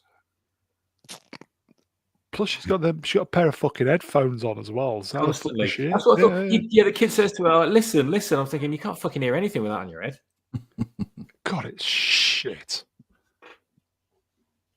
Yeah, it's drag. Oh, another arse shot, folks. I mean, hey, you might as well give us something. Carson, get your squadron airborne. Ash But shot, everybody. it's just him and 2 other people. That's hardly a squadron. They actually pull out 3 light cruisers. What are they going to do? Take them on 1 X-wing at a time? Crazy. Rue, this one's for you, mate. Chat's on fire tonight. Nicky Relihan for £5, which is real money. He says, imagine how good Ruin's Ray trilogy will be now that he knows about queefing. I know, I'm already got some ideas of how I can incorporate queefing into the Star Wars universe. The last queef. Well, you've heard of the Holdo maneuver. You're about to experience the Queefing maneuver. queef maneuver. Yes, it really is. I'm going to bring back Lizzo and we're going to perform the queef maneuver. Yep. That's how you get rid of an even bigger Death Star. You roll out the Lizzo and get her to queef up. Thanks, Nikki. Anyway, back to the mustard-coloured arse and the guy in the very ill-fitting X-Wing pilot costume. I like him because all his facial expressions seem to say that he's too old to really give a shit about all of this stuff. Like everything comes as a bit of a kind of depressing surprise to Captain Teva, and he's never enthusiastic, and I quite like that. He's the closest to my psychology, I think, of pretty much any character in Disney Star Wars. This guy who just hears this complete batshit insane stuff and says, "Ugh, really? Okay, fair enough. Yeah. Off we go." Yeah, I think that's why I relate to him, actually. He's so fucking bored of this shit. I am enjoying all the queef punnage going on in the chat there. That's rather relentless. I do enjoy This it. bit made no real sense either. So she took her son off the ship and said, "Don't go too far." Now she's going to leave him with Chopper on the cliff while she goes flying hundreds of miles away. While the droid continues scanning the ocean from where it's currently sitting. I thought droids had limits on like the range of their scanners. Like R2 on Hoth had a limit on the range of his scanner. Why not bring the kid and the droid and have them scan while you're airborne? Would that not make more sense? So she brings the kid on a dangerous mission And Yeah. yet, this is probably the least dangerous part of the mission because they're all assuming they've gone, and they Well, she's- leave silence. Up to you. No, well, she just leaves him on the side of a cliff. So it depends how dangerous you consider that to be. It's ridiculous. Dan the Ham, Dan the Ham wants to hear a droid queef. Have you got a? I mean, I know you're. I don't know whether you can. Well, pull I off a don't have my queef. wobbly bottoms on today, so I'm afraid I can't help on that front. We'll try and get him to change his arse receptacle for next week. Geordie, this one is for you, and it's a fabulous $10 super chat. If you would please, Geordie. Melodic Method for $10 just topped and must kill the convo because I'm wondering what is on the little platoon's head. Thanks. It is, I think, a cat of Ahsoka fame. It's one of the Ahsoka cats. Should we go full There you screen? go. We'll go full screen. There you go. Look. I'm on it. Yeah. There we go. That's the Ahsoka cat, who, as many have pointed out, looks. How can I put it in the most delicate way possible? That it has some slight physical Down syndrome, basically. Everyone's remarking that they can't. So, well, there's no way of saying it otherwise, There Brown. isn't. That's what people were saying. Yeah, we're not allowed to call them spasmos anymore. Not on this channel. Ruin, you available to do a super chat, please? Yes, Peter Mosh. Showmus, Peter Showmus. Feel like I should Sean Connery. Peter Showmus says, I'll try queefing. That sounds fun. Little Annie voice. Sorry, I don't do the Annie voice, Peter, but I do like how you fit in the old queefing into another fabulous quote. Well done, Peter. Keep the queefs coming, folks. I'm enjoying it. It's my favourite time. Let's get Geordie off the screen, shall we? How I'm do we doing get it, rid I'm of him? doing There we go. Thanks, it. Brown. Anyway, back to these Wah, imbeciles. wah, wah. Another all shot, folks. Take a drink. So who's saying this line? What am I missing? What Pilot. just happened? That's Carson. So he's just going, oh, the kid's got abilities. His dad was a Jedi. And he just goes, oh, that's all right then. I better get on with stuff. This was the moment. This was the moment when I was watching it and I thought, I can relate to this guy because we get, again, a load of exposition and he just says, oh, I think I thought we'd have the line. But he just says something like, oh, right. You know, it's a really kind of underwhelming response, and I related to him at that one. Connor makes the point. This dialogue is atrocious. Everything is just spoon-fed. You can't. It's almost like they don't believe you can put two and two together. Well, this which is because, 5, obviously. Dave Filoni is writing this series, like he does every series, as if it were an extension of the animated work that he's done. So everybody in this behaves comically, they talk comically, and they do comical things. So, you know, it's CW, Disney Channel, pure old crap. Kippers, have you got, I'm sure you have you got a Yoda in the locker? Gordon in the chat says, queef or do not. There is no try. This is brilliant. We need our own, maybe an idea for a whole live stream, Brownie. Queef Wars.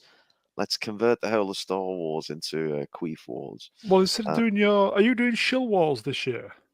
Oh, I always get round to doing Shill. Do Queef Wars this year. It gets harder and harder. I'm waiting for Elon to unblock everyone, but all these fucking shills have blocked everyone, so we don't get to see any of the shit they say anymore. But yes, I Queef remember. Wars, maybe. I remember.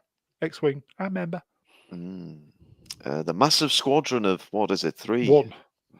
Lightsabers clashing. I'm going to keep doing these, Brown. Are they in Tron world, by the way? I know, it does look a bit like that. Brown, could you do a... oh, no, where's it gone? Could you do a bit of a Darth Vader on this one for me? I find your lack of queef disturbing. What the fuck? What the hell was that? Well, I asked for Darth Vader. Instead, I got who's that one with the 6 arms? Obi-Wan's mate from the diner in General fucking- Grievous. No, not Grievous. No, Although it was you're a bit thinking of Grievous. Dexter Jetster. Dexter Jetster, yeah, it was a hybrid. I was Brownie, thinking more like it's one of those horror films in a girl's sorority house where some mysterious caller, a deep, heavy breather, calls the sorority house and starts making sexually inappropriate comments at the young ladies. Like that's the kind of voice I was imagining there. Chat, can we rate Brownie's Darth Vader, please? 1 being abysmal, 10 being the best Darth Vader you've ever heard since James Earl Jones. So please rate it. Do you want to have another stab at it, Brown? Do you want to redeem No. yourself? No. Okay, we'll just leave it as it is. Cheers, chat. I always can count on your support. Thank you. Cheers. So anyway, the fight's going on in the world between worlds. You're getting a few 10s, a few 1s, minus 27. And he gets, is this Anakin getting his arse kicked? Yes. Bitch slapped. He got bitch slapped. Oh, well, that never happens in Disney Star Wars, does it? Now, is that a retcon? By putting him in his place. Well, she's the more powerful one. Or is it me? I mean, they always look to do that, don't they? I don't think it is you. Punchable Face has made a request for a Jamaican Darth Vader, so I'll let you think about that one, Brown. If we could have a Darth Vader line, please, chat, featuring the word queef. We need to keep this going. Shall we do a super chat, man? If we've got a super chat, let's get the damn thing I'll going. do it.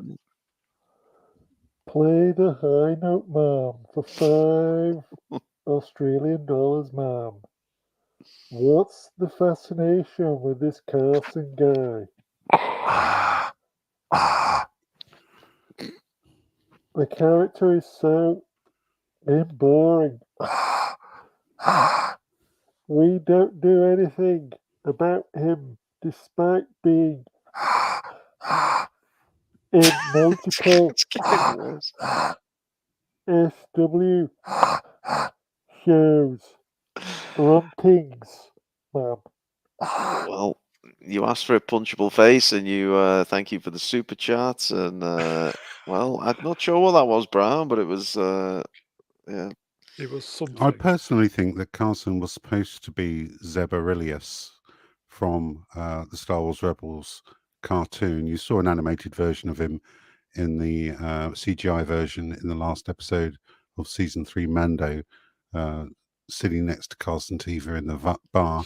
Unfortunately, it would have cost an absolute fortune for them to CGI him into these scenes. So why not have Chunky Asian?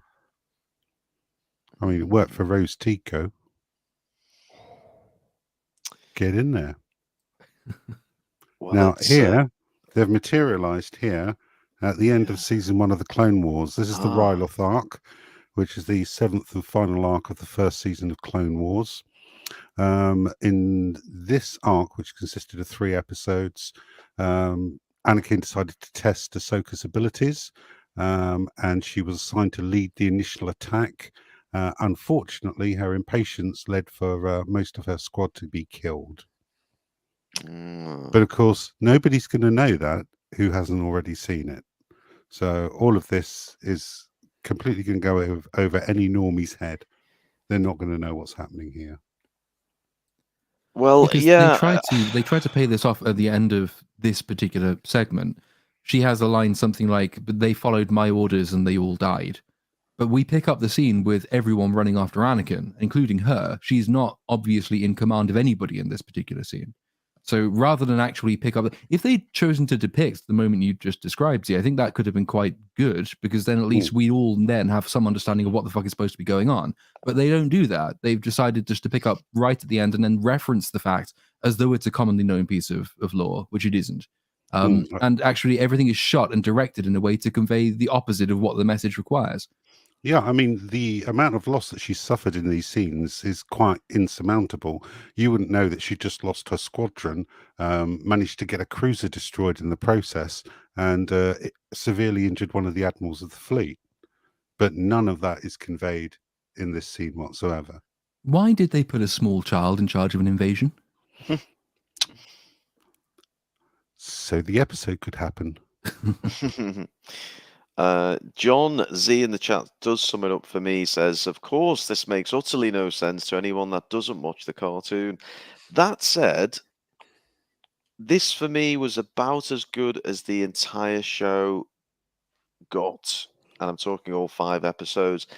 I just thought visually it was great. I thought young Ahsoka, wow, I mean, she gave me more than fucking boring ass old Ahsoka folding her arms all the time.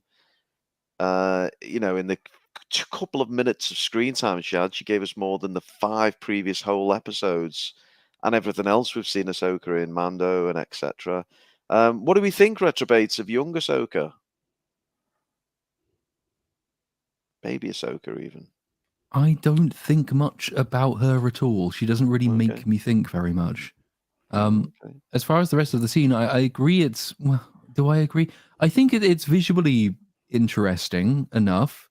If you get past the fact that they're all just running on completely flat ground, and they've managed to make it look more interesting by having multicolored haze around them all, and that there's a brief pause in order for exposition to happen, and then the battle just kicks off again, and they run away again.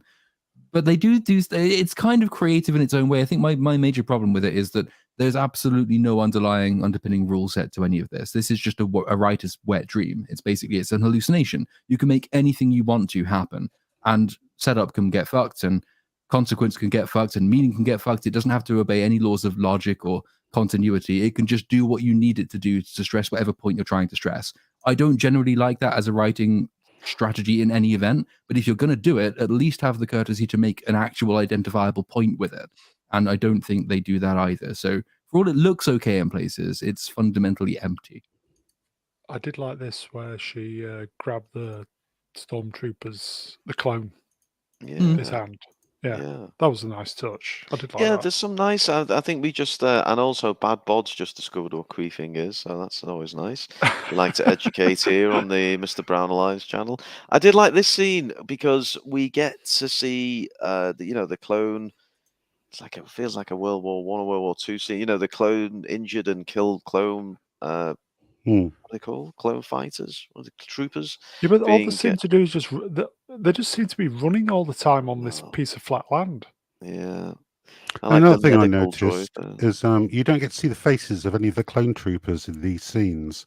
Mm. I don't know if it's due to them having to pay residuals for using Tamora Morrison's likeness, but even Captain Rex, who I believe Tamora Morrison is actually playing in later episodes, is helmeted in all the scenes that he's in. Mm. I recognised his voice though. Couple of super chats, Roo. Should we do them? Yeah, just before we do though, he refers to her a couple of times as snips, and again, no fucking idea what he's going on about. Is this something that's Yeah, featured that's the previously? nickname that he gave her Right. because she was a bit snippy. I Oh. think he stopped that around season 3, and she used to call him Sky Guy, which I'm glad she never used at all. Fantastic. Stupid name. Coincidentally, Snips is also one of Swappers' nicknames, isn't it? I believe. Known as Snip Swappers. Snips, I don't think so, Ruin. No. Oh, I okay. thought it was a term for when you've been circumcised.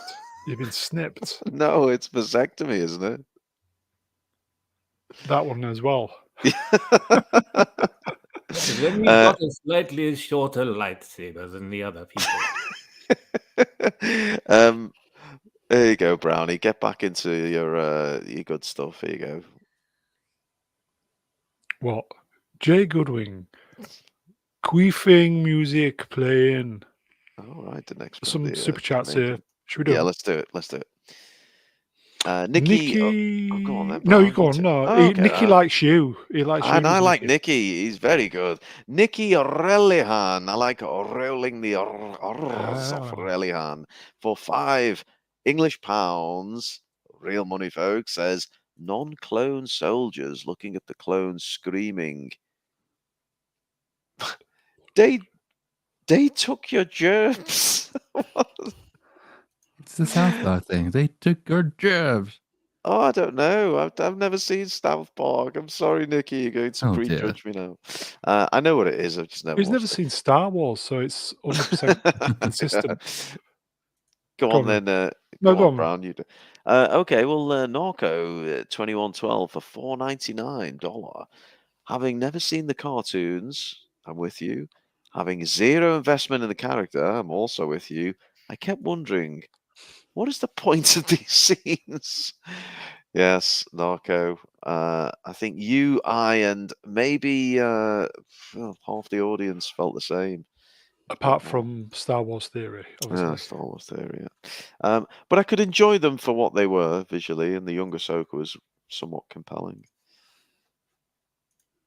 Oh, there he is, a fallen soldier. What do you think of these scenes, Lordy? Oh, I thought I'd have my run out on all of these. Yeah, lots of running across flat ground, occasionally interesting visuals, no rule set, no meaning to anyone who doesn't actually understand the backstory. Didn't think to fill in the most important part of the backstory, so they're picking up at the end of it. And no actual message to convey. It's just fan service. And it's designed to make it seem like it's got a deep point to prove, but it doesn't. Yes, gave It's me. wearing his Vader thing as well. Yeah, you're right. Actually, yeah. We have a super chat from our old mate, Common People. Go on, Brown. This is Common definitely one people for in you. the chat for £10. Real money, folks. Is 14 in space age kind of like dog age? Asking for a TV presenter friend. Oh Very God. good. Is that Z? Is that how old Ahsoka is in this sequence? In dog years. Whichever makes it legal. What's going on? I don't know. No, how old is she meant to be? Is he? In season 1, I'm guessing about 13. And they put her in charge of a fucking invasion. Yeah. Stunning and Thanks, brave. Common People. A price to be paid, yeah, and it's always the fucking clone troopers that pay the price, Anakin, you bastard. Yeah, 14 years old when she became his Padawan. So they put a teenager in charge. Can someone help an old confused fuck like me? Because when did Anakin become the master to this little shit? Because I was thinking exactly the same thing. Because obviously we've seen his full arc in the prequels, and we know they wouldn't let him on the Jedi Council. No, Anakin, and then before you know it, he's turned to Darth Vader and he's gone.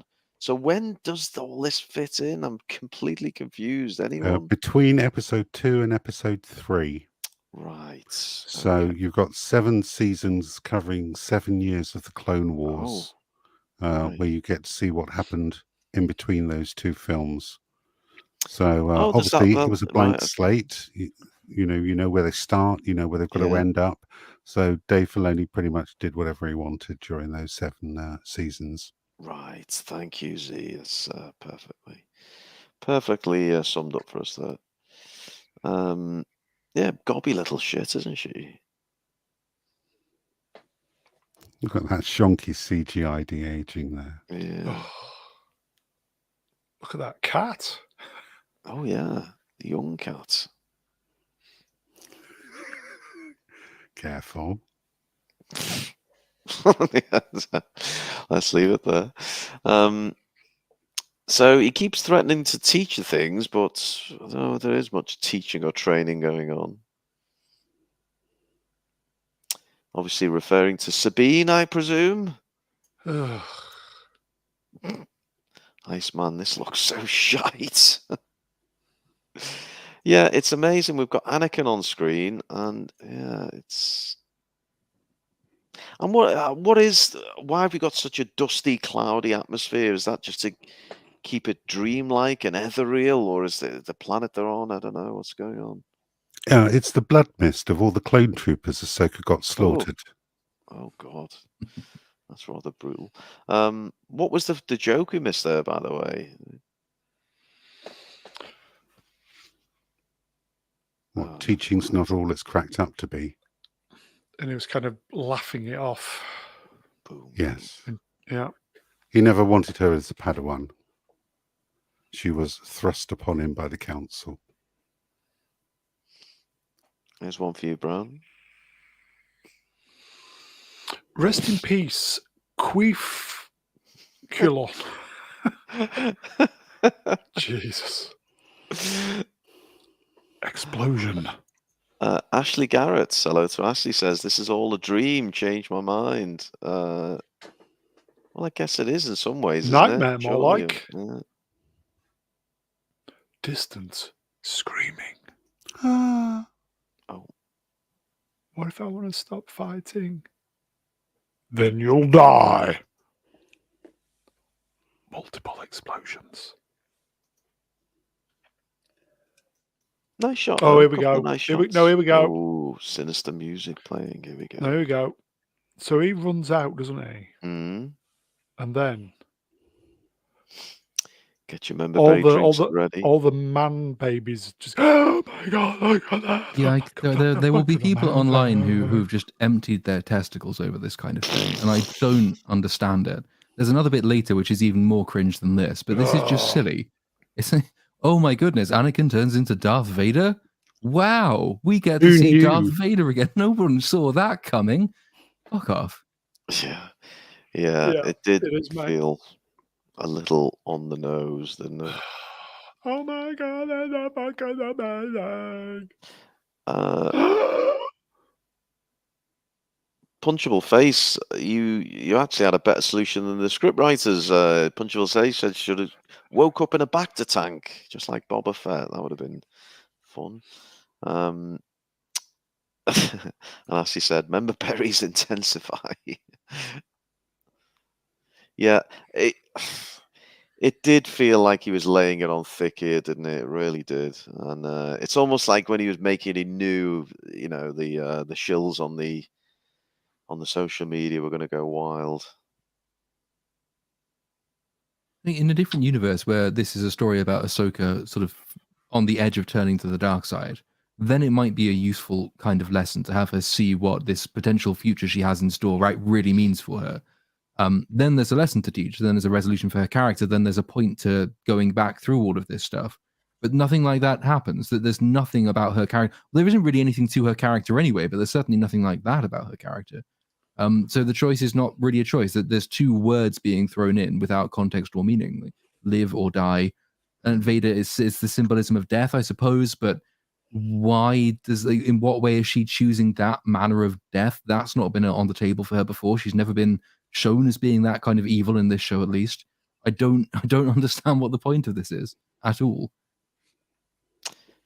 Dave Rombauer, I think we pronounce it like that. Hello, Dave. Says Dave Filoni hasn't moved on from cartoon typewriting. And Waves crashing. I think you're right, Dave. I'm getting a bit tired of this shot, to be fair. Yeah, copy and paste, isn't it? Yeah. X-Wings flying. Wah, wah, wah, wah. So this was the kid that, like Chordy said 5 minutes ago, she was like, be careful, don't stray too far. And then she basically just fucks off without him. I did kind of like this. This was almost a look at that moment. I did like the X-Wings flying. Ooh, we nearly had a look at that. Almost. Mm.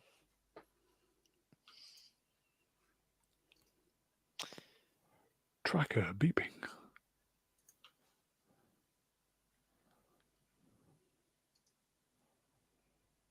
Nice cock shots. There you go, Brownie. Action Figure Academy for $5. Do you remember Darth Vader? Remember? Because I remember.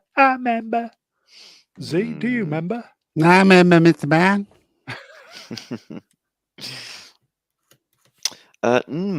Thank you for that action figure.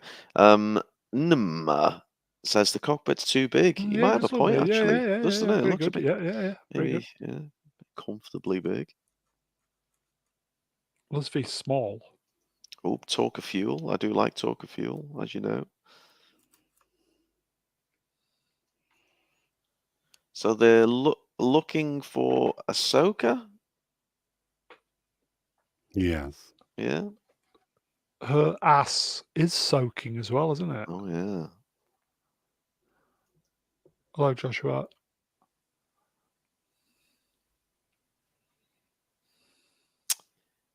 Yeah. So they're searching. I don't know what they're hoping to see or find, but I think this is the scene that really hammered home to me just how no one in this show reacts in the way that people should be expected to react in this show to the news. Like these people, they should be desperate. They should be on the verge of tears because like they have this vague sense of hope, maybe that something somewhere is out there. But for all they know, they've either disappeared forever or they are dead.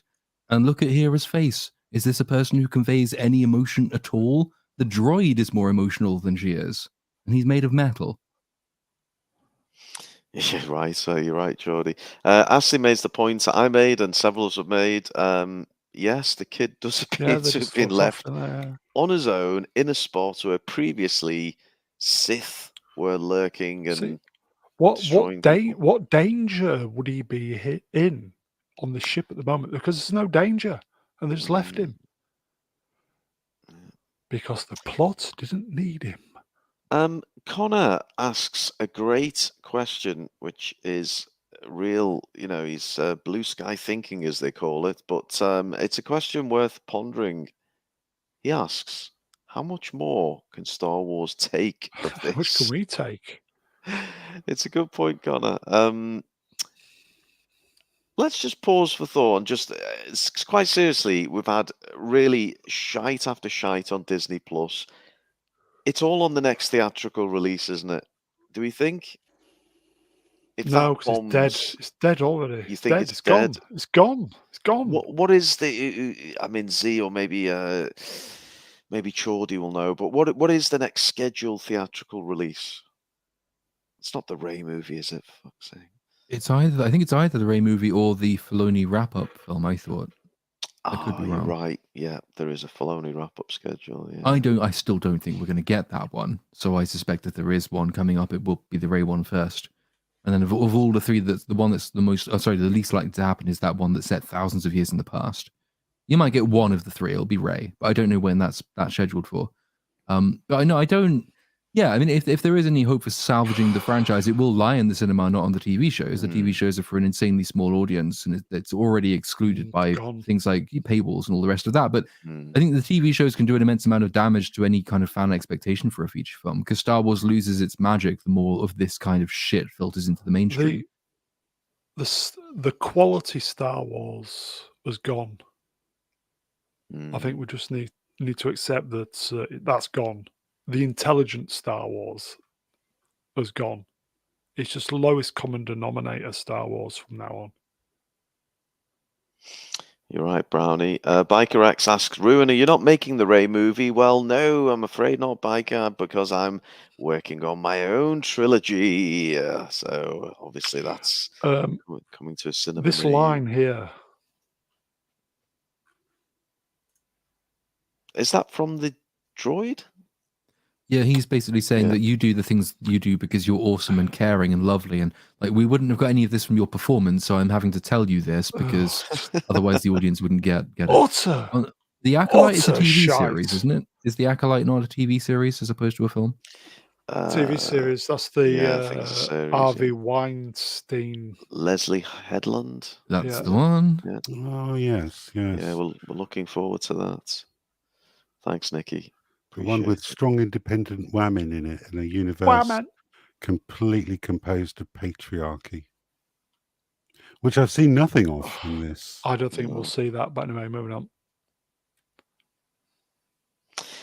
Anyway, this episode continues to crawl at a snail's pace. And, yeah, they're still looking for Ahsoka. I do like that line, though, when Hera asks, is there a chance they're out here? And the droid says yes, and then Hera says, yeah, because she is tenacious. being tenacious is not going to save you from falling off of like 100-foot cliff, dashing yourself on rocks, drowning for several hundred miles as the tide takes you out, and or being teleported away to a mystical realm in which you are fighting your old war criminal master. I don't think you being tenacious has anything to do with you surviving this situation. Loud queefing. Jason, Chopper thinks he has something heading. Wah, wah, wah, wah, wah, wah. That's why he's on the cliff then, isn't it? Right. All right. There you go. You have to get low. Right. And this is where they eventually do find Ahsoka, isn't it? No, not yet. Oh, it's not. Oh, God. No. No. I'm afraid Oh. we've got another flashback. Oh, God. Well, before we do, Firing and let's- explosions, folks. let's flash up Max Vroomfondle. Is that what do you call him, a super sticker, or what? Has he forgot to I type think that's the- a super chat that's gone wrong. But Oh, it's just, cheers, Max. Max, whatever $5. you want to say, just chuck it in. and Loving the we'll- avatar, mate. Yeah, good work. We'll get on it, Max. Brownie, keep your eyes peeled for Max's follow-up there, because it's all gone Pete Tong with the super chat. Firing and explosions and bright lights, and all the fucking dumbass shill fans will love it. We've got Ahsoka kicking ass. I did find this. Now I know this is a Battle of Mandalore, but I did, as a Mandalorian fan, that is the old school Mandalorian. I found this rather upsetting. She was fucking up Mandalorians. Yeah, this is the Siege of Mandalore, which is the third and final arc of the 7th season of Clone Wars. At this particular point in time, Anakin Skywalker has just gone to tell Emperor Palpatine that they've engaged General Grievous, and he's about to let slip that he's a Sith. So Anakin says in this scene that he doesn't recognize where he is in this. And shortly later, Ahsoka will come across Darth Maul, who is the leader of this Mandalorian cult. And Yes. Maul will tell her everything. Maul will tell her that Anakin has been groomed to become Sidious's apprentice, and that this is all part of Sidious's plan, and the plan is well in motion. Ahsoka will then have a meeting with the Jedi Council via hologram when Yoda says, Ahsoka, anything you want to tell us? And she says, nah. Nah, leave it, mate. The rest is history. So I went back and watched. Oh, that's such a good episode. That's really funny. You don't expect to end up laughing at something quite that tragic, but it is quite funny. Will I'm assuming this Mandalorian will be fine. Oh yeah, he's fine. Yeah. Oh yeah, it's just a lightsaber. It's Just fine. a lightsaber through the chest. He'll be absolutely fine. Give it a couple of days, up and running again. Yeah. The thing that jarred me about this sequence is they've used the same actress who's the same age, despite there being a 6-year gap between the first flashback and this one. Oh, okay. We've got the official super chats from Maxoka Vroomfondle. Brownie, do you want to those clarifications? Chat was meant to say the only Disney Star Wars I've seen is Tits TFA. Fanny Ass. Sorry, Ruin. I tapped out after that because it was shite. But I'm thinking about watching Andor and Rogue One. Are they worth it? Yes. But before you do, please do give The Last Jedi a go. It's the follow-on from The Force Awakens. You'll love it. It's got Luke Don't do Skywalker. It's got Luke Skywalker in it. It's fabulous. It really makes you appreciate even a bang average Star Wars film like Rogue One. Brownie, slight diversion, but oh really? Who's your favorite character from The Mandalorian? And I don't want you to answer, I just want you to read out your own super chat. Here we go. Not super chat, but Mr. Brown Alliance, that's me. Queef Karga. yeah. Do you know who that is? I am so annoyed that I've done my 4.5 hour fucking video on this one and didn't have that name to draw on, because he's in it all the goddamn time. What the bloody hell? What have you seen, Z? Okay. No, I've just googled the word Mandalorian, and it came up with a little animated baby Grogu in the bottom right-hand corner of the screen, who's just waved his Oh. hand and made the cast picture fly about the screen. Oh, for God's Really? sake. Is this where we're Yes. Look this up.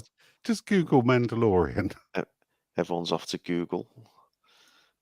Let's do it together. Is that Rex? Oh, shit. There And he if you is. click him again, he'll take the title card and float it about for a bit. Disney pay for that, don't they? What the Oh, you're fuck is actually that? right. Oh, my Why? word. I'd never noticed that before.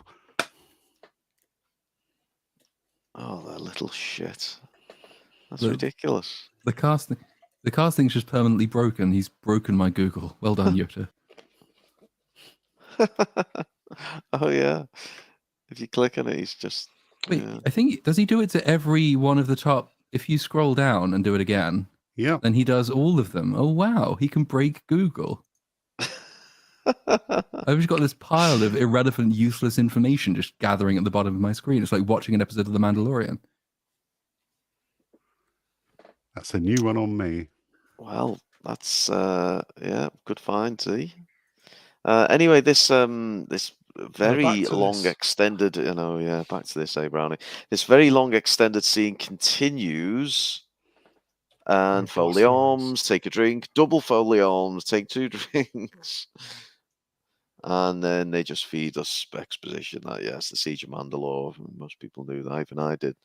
Oh, God. Looks intense. How California is that? Fuck off. Drink, everybody. Just drown your sorrows. Fucking hell. Mutual arm folding. Double R shot as well. You must allow me, because it's my my good old mate Nicky Urelian, Mr. Brown, for £5 who says, "Fuck that douche Grogu. I hope he gets dumped in the RoboCop chemical shit and melts." And then ideally Nicky will run him over as well and smash him into pulp. That would be fun, wouldn't it? Thanks, Nicky. So this scene's going on. It's like a bad trip to the dentist, this, isn't it? It's a fucking bad trip, all right. Swappers? You loving this? Swappers, yeah. He went for a piss Come about on. 2 hours ago. I thought that this whole scene was the best part of the show, to be honest with you. I genuinely like the actress. I liked her outfits. I like the way they presented her. She's better than Rosario Dawson. Yeah, absolutely. She generally looks like young Ahsoka. Anakin didn't look too bad in these scenes either. Yeah, I thought that as well. Better cat. His outfit's good.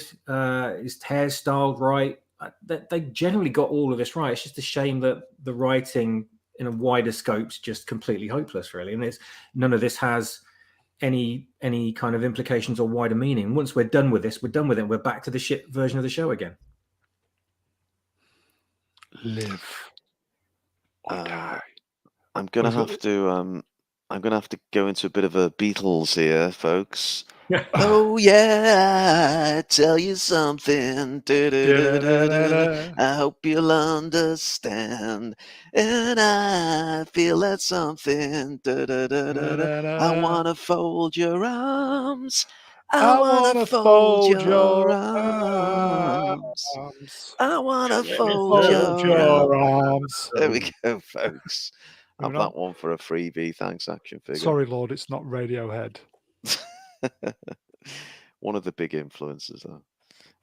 Dramatic music playing. It was dramatic, wasn't it? And it's another fight. Oh. Are they fighting each other again? I mean, he's got his red saber here. Does this mean he's angry? The thing that irked me about this whole thing was the fact that Ahsoka just not once ever questions why she's there, how she got there. She never speaks to him and asks him how he got there. It's just, oh God, it just annoys me. I like this kind of power punch force thing. That was good. there is a bit immediately, I think, preceding that where he locks up one of her lightsabers, and this happens all the fucking time. She forgets that she has a second one in her other hand that she could just use to swipe him with, but she doesn't do that because, for reasons I don't even know why. But yeah, and then we're back. Groaning. Can she turn her head? Oh, I'm here not we sure I've go. seen her turn her head. It's like a self-righting mechanism, the cat. Yeah, it's just... The cat was on top form this week, I thought. Yeah. Vader breathing. Brownie, you know the scene we depicted earlier. You're in your old high school crush. You're in that bar in in Leeds. This is why these streams take 17 hours. In the early 90s, Brown, and she sidles up to you.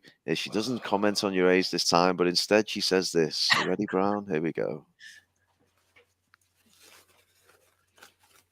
Okay, I want to queef you. Get your coat then. that does it for you, Brown. There we go. He's happy with that. Thanks, Flop. So okay, we scroll past this. I'm making queef gags, but the cat looks fantastic, by the way. Cat looks great. The Vader thing is this is just playing on Star Wars theory. This is the one, isn't it? Because it won't come across obviously in static images. This is the one where he's walking toward it and he's glitching in and out from Anakin to Vader to Anakin to Vader to Anakin to Vader. So, okay, I bet you think you were really, really clever doing that, Dave. But why?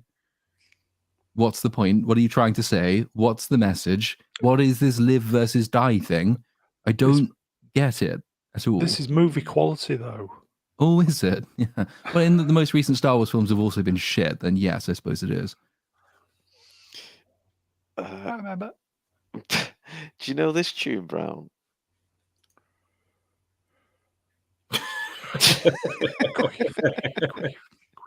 Queef me. Baby, till I lose control. Come on. Queef me. Moving on. I'm like a performing seal. I want to clip that, Brown. That's going to be my ringtone for this week. 2 hours and 1 minute. Mr. Brown doing a bit of Shaggy or whatever it was. Was it Shaggy? I don't know. Shaggy Flyers, I do believe. Oh my god. Looks a bit like Kylo Ren there, doesn't he? Anyone else getting a bit of the Kylo Rens? Oh. No, nice pussy though. Oh, okay. The cat looks fantastic. You lack conviction. In what way does she lack conviction? When has she been shown lacking conviction? What are you referring to? And why are they fighting? I don't know why they're fighting. And why is he turning into Vader when he's not actually?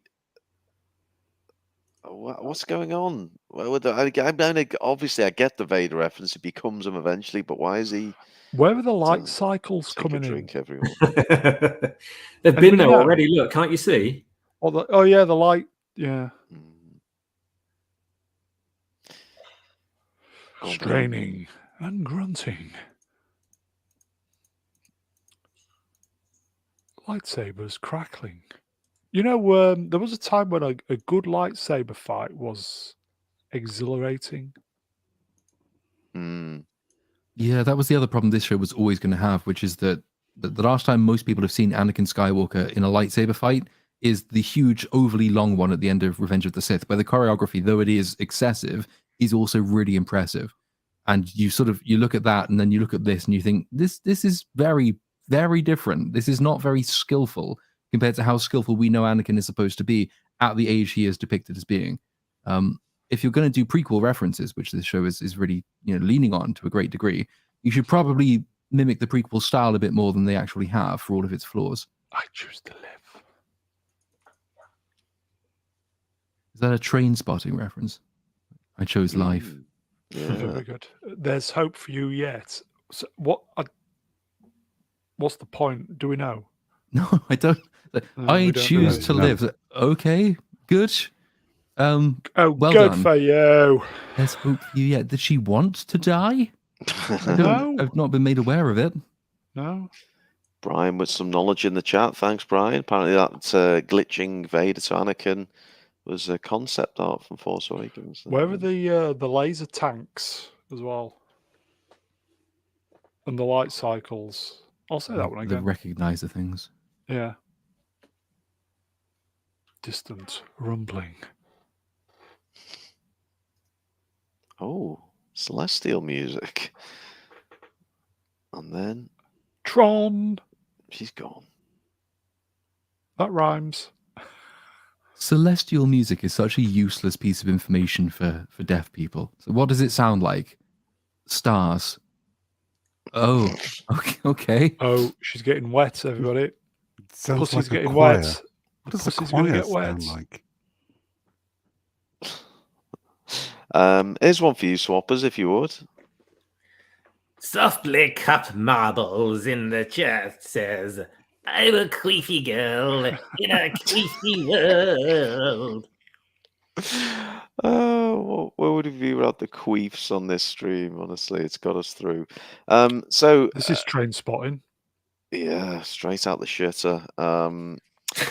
Yeah, she's been underwater for at least, I mean, world record holding your breath type person, diver. Well, probably it's do 1 what? week at least, 10 isn't it? 'Cause minutes? no, a week, because we saw her last. Week. She fell in the water last week, so she's been there for a week. It's a thinking man's Wow. joke. But even in the in-universe timeline, it's been several hours. So there are the two explanations. Either, yes, she can survive underwater for several hours, or secondarily, the one where she actually does physically teleport into an actual world between worlds and has just been teleported back. But then I can understand in the only way the choose death or choose life thing makes any kind of sense is if she is, as Zee says at the beginning, sort of fighting for her own life while under the water. But then if that's the case, she should already be dead and it's not really her decision. And it's not her decision anyway because someone else rescues her. None of it makes any fucking sense. I don't like this at So all. you even No. dropped Take a train drink. spot there. Very good. Even Wikipedia, I mean, it notes that comas could be triggered by severe injury and can be attained by certain Jedi, which I think is a bit of a reach. I'm loving the avatar, by the way. Oh yeah, very nice. Z, are you available to do?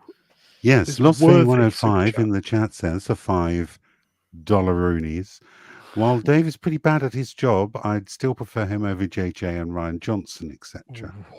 Oh, damn you, Lost Bane. Bastard. So Train spotting, everybody. she's being rescued. By They a queefed their way woman. to the By a surface. woman. Can you believe Look it? at all the queef bubbles there. Would that have been problematic if it had been a bloke? Are we talking naked bloke? Are we talking Hugh Edwards, waist down naked? What's going on, Brown? What's in your mind? Nothing. Just seems odd that it's a woman. Yeah, when well, there's men on the. well, only a woman can do a meaningful thing in these shows anymore. Take a drink. Okay. Drink, everybody. Wet. Pussy's got wet. Oh God. There we Sorry. go. Sorry. We got Sorry. it. Sorry. No, Sorry. that's I'll go all back. Sorry. It's me. No, Sorry. Take a drink. Oh, the arse shot of Carson. See, that was fantastic. Yeah. We didn't quite get a look at that from you, did we? But a bit like a thong, isn't it? Really, it's a bit like Very bit odd. like Ahsoka wearing a thong, isn't it? You know, all the orange and just a little white thong. We got her. We got her. Oh. Anakin. There she is. She made it. Somehow survived underwater for 10 hours. What if her breathing slowed right down though? Wah wah wah wah wah wah wah wah. The kids are sitting there saying, "Is she ever coming back? Is it I'm because I told her I hungry." was gay?" Wah wah wah wah. There we go. There's your answer. Wah wah wah wah wah wah. I remember. They got a chop. Wah wah wah wah. Yeah, they really did spend a lot of time on this set, didn't they? So Star in, Wars in Hotel, everybody. in the true fashion that we're now used to. Any kind of serious injury just needs a bit of a lie down, and they'll be fine. When I saw this shot, I thought, oh, she looks a bit weird here, and then I realised what it was. She's not wearing. What is it, Z? What's the kind of headdress she wears? Yeah, it's a headdress, yes. Headdress, yeah. Is it a headdress? Yes, it is a headdress. I didn't know if it was a special fucking thing, it allows her to. Yeah. I hate this scene. How Arms long have crossed, I been having a out? drink. One rotation, like one day. That's one day. The same amount that it takes to survive a lightsaber wound. These girls in this literally have plot armor. This is the first time we've ever seen Ahsoka without that piece on her head, isn't it? I think there's the modelers who built the 3D model of her during Clone Wars and Rebels didn't know how to blend in the cat into her head, so they just stuck like a thing over it instead and thought that'll do. But now, like, they've taken it off and they're actually showing it like blending into her head like an eggshell or something. It's really bizarre. You can see that she has no ears either. So the whatever it is called, Z will know what it's called, is basically that is her ears. That's what she hears and senses things with.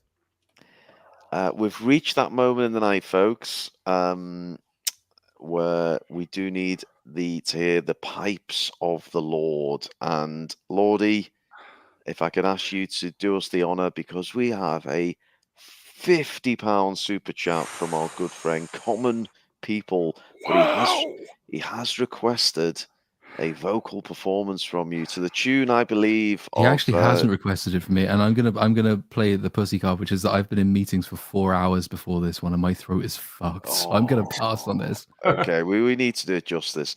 It's you then, Roo. No, well, it can't be you, Brown. It's Z, you, Roo. You're the singer. Well, everyone's getting angry about my singing. Z, have you got any pipes on you there, Z? No. But I'm willing to give it a go. Go on, Well, Z. what I'd love you tune to is give it it? a go. What tune is it? It's Don't Stop Believing, isn't it? It's that tune. No, you sing it. Z knows it. Yeah, Go no, on, you Z. you sing it. I don't know the tune. I can't pretend I'm not happy about it. Okay, come on, people. I'm up. Here we go. Just an Ahsoka girl living in a world between worlds. She took the Purgle space whale going anywhere. Hey, thanks, common people. Just get me the rest of the lyrics and I'll sing this out. That's a deal. Thank you. Very That generous. deserves a Ripley. Just woke the dog up as well. They didn't seem too happy about that. Anyway, back to this shite. And what's going on? Ahsoka's basically just had a little nap after drowning for 10 hours. She's fine. She's been told that it was the kid who helped save her because he's here, and she's asking, or I think is she asking where Sabine is, or is the droid asking where Sabine is? One of the two. She is. Yeah. No, we've not found her. So Sabine's missing. Ezra's missing. Kylo Katarn's missing. I'm just dropping names here, folks. Head things missing. Any of these people. Did I say some real people, Izzy? One or two of them are real. Okay. That's the map, isn't it? Moody look, everybody. I mean, I was already clinging on at this point in the episode to what the hell's going on. Honestly, from this point onwards, it was just fucking chaos. That is the people there in the background are not even there. That's just basically film footage that's on the LCD screen. That's why it looks odd. Moving on. Yeah, it's I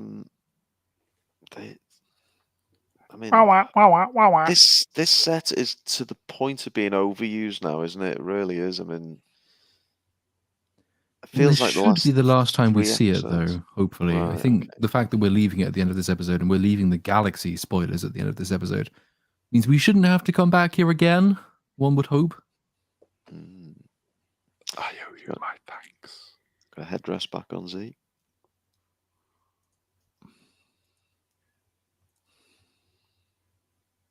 Oh. Oh, now she wants to put him on the ship. All right. Hugh, why don't you show Jason inside your starship? Hugh? Who the fuck is Hugh? Edwards. Hugh Edwards. Come along, little boy. I'll show you the training room. Oh God. Yes, Yeah. just be the boy and no questions asked. Tell me, Jason, have you ever seen a grown man naked? You're welcome. Would you like to see some puppies? Cut the crap, mister. Moving on. The droid gets a little bit arsey here, doesn't he, Z? What do you make of this little Wah, wah, wah, wah, wah. arsiness from the droid? Oh, Chopper's always been like that. I'm assuming that he gets to speak in every episode, so that Dave Filoni gets paid for a voice role as well. Can you do the voice? Wah, wah. Wah, wah, wah, wah, wah. Wah, wah, wah, wah, wah. Wah, wah, wah. Oh, this part coming up. I just thought, fuck me, this is bollocks. This is even more bollocks than the assassin droid thing. Because at least with the assassin droid shouldn't have still been there, but at least they mechanically found some way of getting its memories out. Whereas this one is just, hey, I can recreate memories that I wasn't a part of by touching an object that has no brain. There's a force echo on it, I think will be the language they will use.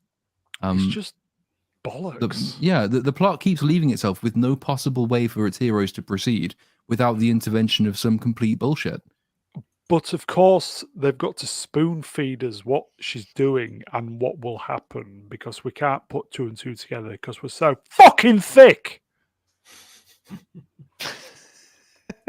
know when Balin put his lightsaber through that map orb? Mm. Why did it stay in half and not heal itself over a course of a few hours? Oh.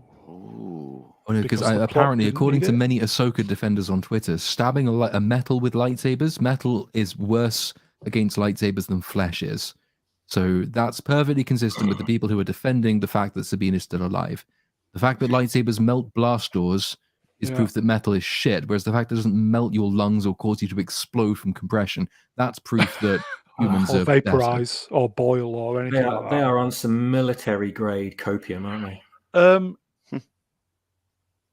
This is where it's just completely spoon fed, word for word, the scene. I did all the stills, so we'll just blast through this. But blast it's just through this so, shit, Brown. it's just spoon fed. It's the Queefs fed.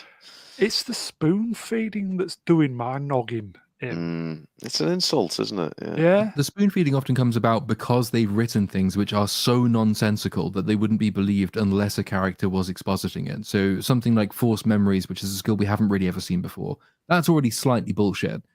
However, communing with space whales using the force to take you to distant galaxies, that is so bullshit that I think unless the character were actually telling you that was what was going on, the audience would just be looking at it saying, what the fuck?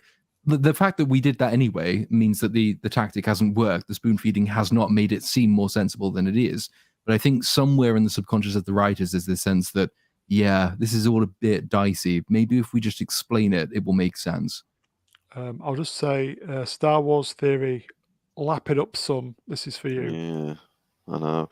And the fact she's wearing this kind of white gown, because there's this whole thing about Ahsoka the White, isn't there, or something? Is this just an internet thing? Yeah, But... she died and come back as Ahsoka the Right. White, stealing from Gandalf.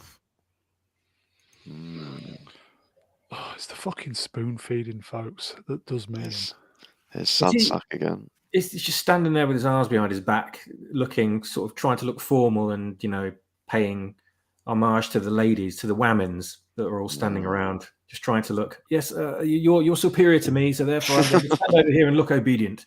In front of the female Millennium Falcon. But that ship obviously doesn't have L337 in its memory bank, does it? So it's not as good. Missing lots of R shots here. The cameraman really did us an injustice. Well, we've got the one on the back of the head at least. Wah, wah, wah, wah, Drink, wah, wah, drink. Wah, wah. drink. Wah, wah, wah, wah. Oh, and now we're, just as I was enjoying No Sabine, now I'm Okay, talking about right, finding her again. okay. This episode really made me realise how much I hate Winstead's acting. She can't act, I don't No. think. At this, couldn't they just cut the losses at this moment? But because they obviously know she's a traitor because of, when she was doing the memory fucking ball.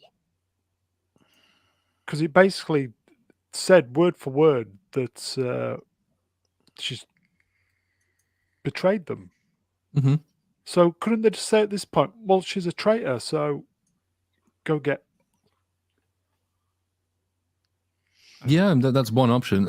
I think it would make more sense for them to stay here anyway, though, given that they have effectively two outcomes available to them. The first one is they sit here and they wait, and the Empire comes back to them, because that's the point of finding Thrawn, and by extension Ezra, is that they will be returning to the galaxy. So if you stay here and you prepare for their return and all the rest of that, then, hey, they'll come back to you in the long run.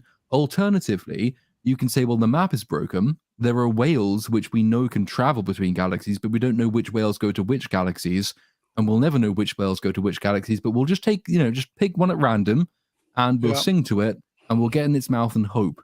Hope for the best. Now, Whereas... if that goes wrong, you are left stranded in a completely different galaxy than either of the two you actually need to be in. Because they could go back to the base now. Technically, forewarned is forearmed. Yeah, they've been trying to build up the fact throughout that there isn't enough evidence, or the New Republic is reluctant to accept that Thrawn is returning, and there will be a line later on. In fact, I think it might even be this scene when Mon Mothma asks Hera what their evidence is of the Imperial involvement, and I'm thinking, well, in the last episode, didn't you go and kill a load of them on your way to fight at the temple? Pretty sure there's loads of corpses around, pretty sure there's some dead droids around, pretty sure the droids have memory banks, we already know that they do. So yes, actually, we do have some evidence to prove that the Imperials are involved. But they don't remember they did any of that, so they just say, nah, fuck it, we have no evidence, so we're just going to, do our own thing with the whales, and screw you, Mon Mothma.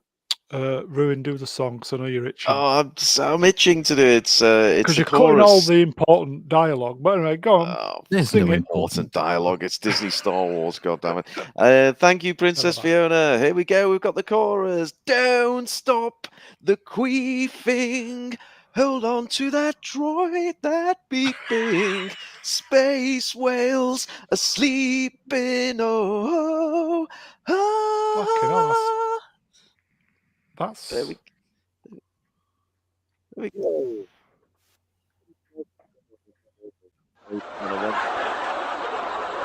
Belting out a bit of Journey there. Thanks, Princess. Oh, he's really... thanks, Brownie. Anyway, Swappers, this scene's... he's got all his little buttons out. Swappers, this scene will please you because we've got a hologram coming from an actual port. From an actual projector, believe it or not. Yeah, indeed. Yeah. But sadly, by this point, I'd actually tuned out. So I was kind of just staring at the screen and looking at sort of colours and shapes and not paying attention. One, by the way. Oh, God. One for the Mothma. Oh, God, you dirty old dog, Brown. Very nice looking woman, yeah. Yeah, really? Yeah. I love a woman in uniform. Oh. Well. Yeah, you still got that ticket from the traffic warden, though, even though you're trying to chat her up, didn't you? What's your favourite uniform, Brown? One that's on the floor of the bedroom. Oh. Wow. Moving on. So Mothma's laying down the law, isn't she, basically? Saying, get the fucking ships back here, you rebels. Yep, get back to Coruscant, bitch. But because she's a whammons that does her own thing, she ain't gonna learn. She ain't gonna listen to authority. She's gonna be rebellious because that's what they do. Rebel. And she still can't act, can she? She's fucking awful. Nicely done, Mon Milfma. Yeah. I was also wondering throughout this entire dialogue tree when she says that the fleet has arrived, I'm thinking, well, why the fuck have you sent the entire New Republic Starfleet to bring back effectively 5 people? Because they keep referencing the fleet that they've sent, the fleet that is coming, the fleet that is here. In the event, they don't send the fleet. There's 2 ships that turn up. That's not a fleet. And it was annoying, bad dialogue, which then just, well, they did the right thing in the end after a fashion, but you must return with the fleet to Coruscant kind of, implies the fleet is there, which it isn't. The fleet's already there. Here you go, Lord. You'll know about this. Will I? Yeah, I think so. David Bauer. What Yes. happened to politically savvy Mon Mothma? So Go on. politically savvy Mon Mothma was written by an intelligent person, Tony Gilroy, and in an intelligent show in Andor. Now she is in the hands of Dave Filoni, who is a moron, and he cannot write intelligent characters. So the politically savvy version of the character we've already had is now not really in existence anymore. She was politically savvy all the way before the Empire. Through the Empire, she's supposed to be the head of the New Republic, but they are, by all accounts, different characters entirely. One of them is very savvy, very persuasive, very clever, very brave, daring, willing to take risks to get her way, and she succeeds at great personal cost. The other is the one we see before us now, which is just pliant, conformist, in hoc to the bureaucrats of the New Republic, effectively Supreme Chancellor of Valorum, but redone. So they're doing Mon Mothma a bit dirty in this show, but that's not really because they want to. That's just because there's the huge cosmic difference between a writer who actually understands character and motive and Dave Filoni.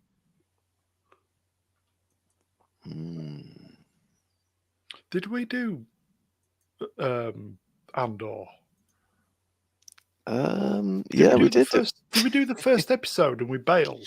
No, we didn't do all of it, I don't think, did we? Yes. I recall doing the prison scenes, yeah. Oh. Did we just do one episode, though? No, more than one, definitely. See, didn't we? How far did we go? No, we did all of Andor. Did we? I'm pretty sure, yeah. Chat, help us out. Did we do I Andor? faintly remember doing the prison scene, actually, now you mention it. We argued about it a load, but I can't remember doing it. I do remember the prison scenes. I don't remember much after the prison scenes, but that could be I've just erased We my should memory. probably do Andor, because I know Lord would like it, but we should do Andor just to see, other than the boring factor, to see if it is decently written.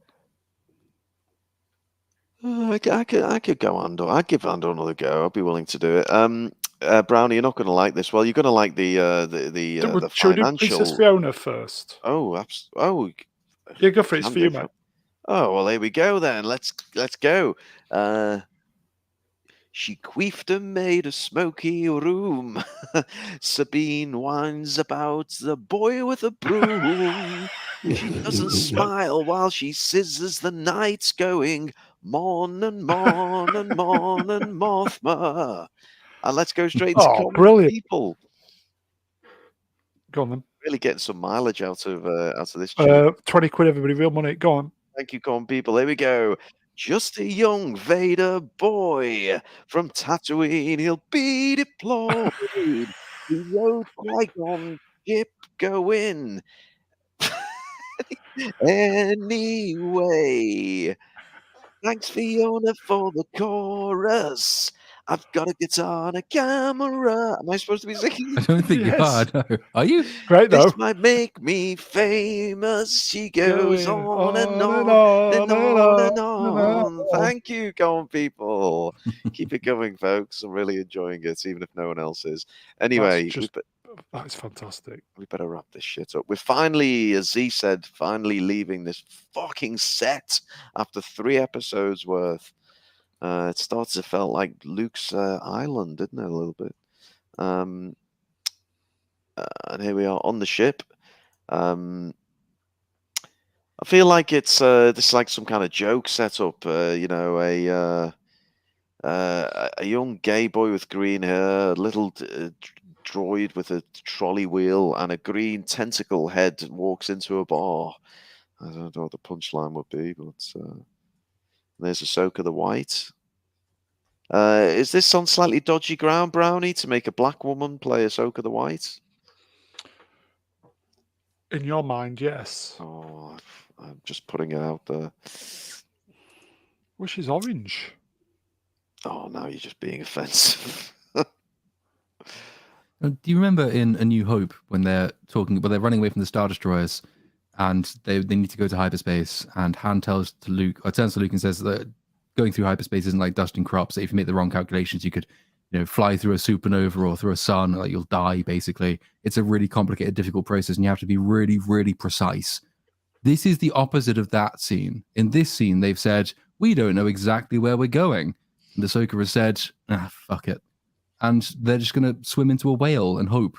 It's like, this is the basic level of intelligence difference between modern Star Wars and even old Star Wars, like A New Hope, which A New Hope isn't a brilliantly clever film, but it's just got a basic level of competency all the way through. And it spawned something much bigger and better than itself. What does the drinker say? Nah, it'll be fine. Yeah, pretty much. Eda Bar Garrix said she couldn't find any Andor coverage on your channel, Brown. Was that some kind of weird dream I had that we covered Andor? I'm sure we discussed it every Sunday while it was on the Sunday show. Possibly, yeah. Well, you did, because you were the only one who watched it. Princess Fiona said she's gonna work with common people, and they're going to write a musical called The Book of Queefing. And what we will do is Princess Fiona and common people, if you write that between you, we were going to do a Christmas pantomime something. We so we'll do it this year, yeah. We'd do it this year, definitely. Yeah. We'll do it. We'll do it. Sung by Kate Bush. You'll be bringing the Radiohead at Christmas, obviously. I'll be bringing the Aswad. Oh God! Just a shout out for Liam Neeson's dong making an appearance in this scene. That's good to see. It's a big one. Ruin, can you do this one, please, mate? Yeah, ran out of channel names, and we like that one. $2 says, "Yay, we're leaving." Also, why the fuck were we here? Yeah, good point. And common people is not too pleased. He's now I've got fucking homework.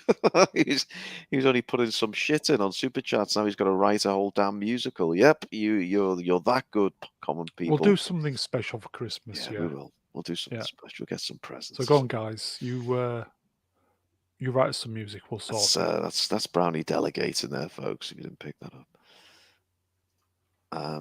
What's God. holy of all that is fuckable am I looking at here? They look like black sperm. I was going to say intergalactic sperm cells. Yeah. Okay. Right. Let me just. Well done, it's been a long day. Let me get a handle on this thing. How the fuck are these things flying? Carefully. I don't know.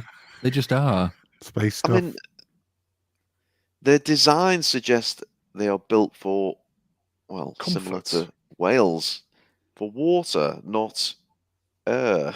It would sort of, it would make a tentative amount of sense if they were in space all of the time.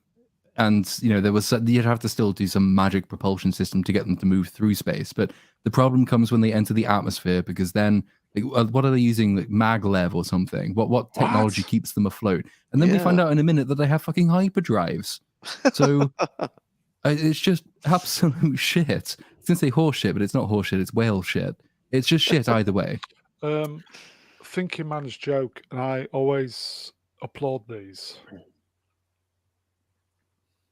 So Ahsoka and Sabine and also Hera are all very much aware that Ahsoka, who was he called? I've forgotten his name now. Ezra, the Mad Goose Wizard, was dragged into another galaxy with Thrawn on a Star Destroyer being carried by Purgils. And it's taken her 9 years to work out, why don't I just drop in this bitch's mouth and let them take me there and we'll go have a look. Yep. But the thing is, if they'd reasoned that beforehand, then we wouldn't have had any reason for them to be going after the map, because they'd already have done it. So the only reason they've only just thought to do it is because the writers had to have them forget that the whales were a thing in order for the plot to work. But it does make pretty much everything until this point redundant. The only way around that is if you portray it as a really, really risky maneuver, like you genuinely don't know if the whales can do it, if they will do it, or where they'll take you. But then that just makes the decision in the moment stupid as hell. Because why would you jump into the mouth of a random whale in the hopes that it takes you to one of infinite numbers of galaxies? You're not fucking Jonah. No, you're more of a Captain Ahab. I would really like to see, some sort of epic. Why the fuck is the name gone? Book with the famous book where they Moby Dick in space. Moby Dick. That would be good. I would like to see that. The Imperials on a Star Destroyer just hunting a massive whale. Could it be called? We could call it Liam's Dick. Liam's Dick. Yeah. You're welcome, everybody. You have that on me. And that could be Ahsoka's rather impressed expression and line when she sees Liam's That'll Dick. do. It's a very Yorkshire response, isn't it, Brown? That'll do. I'll take that. That'll do, lad. Get my lips round that. Brace yourself, Beryl. Obviously, they know what these things can do because the ancient prophecy that was within the map ball said they followed a migratory path. So obviously, somebody has been there and come back using them to have written this information down, telling everybody this. And I think, doesn't David Tennant also explain, I think it's in episode 2, that the Jedi Archive showed ancient hyperspace lanes plotted out by whales. So they're known about before this point. Which at no point, at any time during the Star Wars franchise, has anybody thought to, I don't know, utilize this magic ability to travel between galaxies before? You think they would have done? Maybe they will. Maybe that will be the setting of the next great Star Wars trilogy. Will be just actually in the long, long time ago, even longer time ago than we thought. Some people just decided, fuck it, we're off. We're going to go to a different galaxy. And it means we can start again. We can do all of Star Wars from scratch in a different galaxy in the far future with some people who left on the backs of whales. In a galaxy far, far, far away. What the fuck happened to Star Wars? This. Disney. What the fuck is this? Like, I'm partly thinking, am I actually here or am I just dreaming this shit and I'll wake up and I had the weirdest dream about what we talked on the brown. We talked about fucking queefing and whales and flying through the air. And anyway, I think Dave Filoni got high on something and played too much Stellaris. Yeah, I think so. That's a really good idea. We'll do that. Everybody's giving Shin Atia one now. Come on, Mothma, do the Shoka motion, and you can tap if you would like the brown channel. Come on, Brownie, do the Shoka motion. Good lord. No, good effort. Oh. I've not You seen do this. heroin before the start of each stream. Don't you? Oh, Fat no. Lobber. Hello, Fat Lobber. Lob. Has tossed us the £2, said, He's lobbed it. show could be saved if Ray goes ham like Titus. Does anyone make any sense of that? Lord. Ray goes ham like Titus. So Ray Stevenson? I don't know what going ham is, and I don't know who Titus is. So I'm probably stuck on that one, I'm afraid. Like hamming it up, does he mean? You know, an actor's hamming it Fat up? Lobber has outsmarted all of us. Fat Lobber, we need a clarification. Please do a follow. I like Fat Lobber. That's fantastic. We do like it when you challenge us, Fat Lobber. I think Titus was a Roman emperor, wasn't he, at some point? I'm sure that was one of them. But I don't know if that, when he went ham, I don't know what that means. Did he? Yeah, I thought Ray Stevenson did a play, Titus. Liam Neeson's circumcised dong, head of the dong there, just coming into view. We can all appreciate that. Anonymous bastard. Oh, we're getting very cultured here. Titus Pullo from Rome. Ships rumbling. Now, for fuck's sake. Was this a Last Jedi reference? This seems a fucking joke as well, wasn't it? Just when you thought this episode couldn't get any more ridiculous, I mean... Yeah, they do the Poe stalling for time thing. They've turned up to take them in, and Captain Teva is stalling for time by saying, "I'm not going to do anything unless you tell me who you are." And the woman on board, rather than just transmitting identification codes, which would have pretty much cut him off at the knees, says, "You know who we are." And he says, "Well, I'm not doing anything without identification." She says, "Well, you have to." And he says, "Well, I'm not going to do it." And I'm thinking, just send your codes. That's easy. Do that immediately. Here you go. Gavin Blackburn, Titus Pullo, Ray's character from Rome. Oh. So now I just need to know what going ham means, and then we can figure out the comment. Yeah. Queefs squeaking.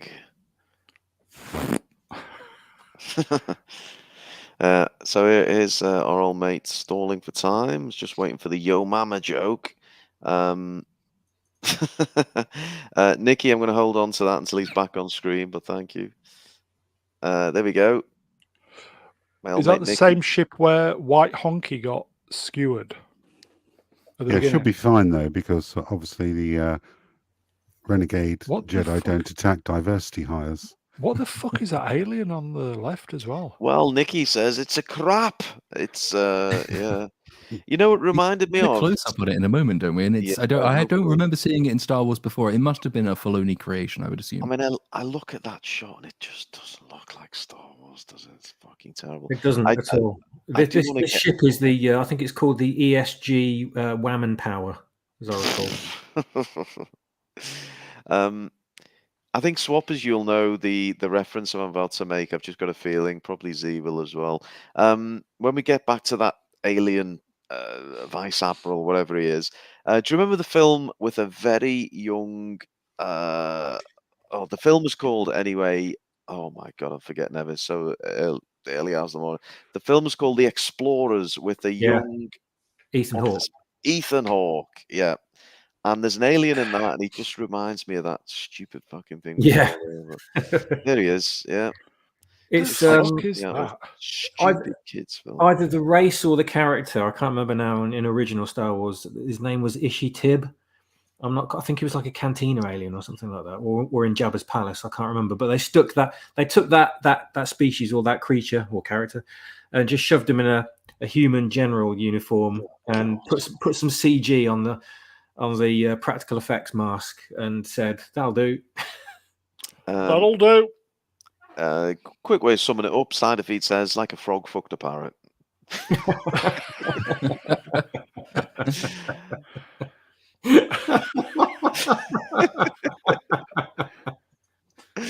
Brilliant. Brilliant. Wait, we got some tractor beam action, folks. Oh, I think you stimulated him. Well done, mate.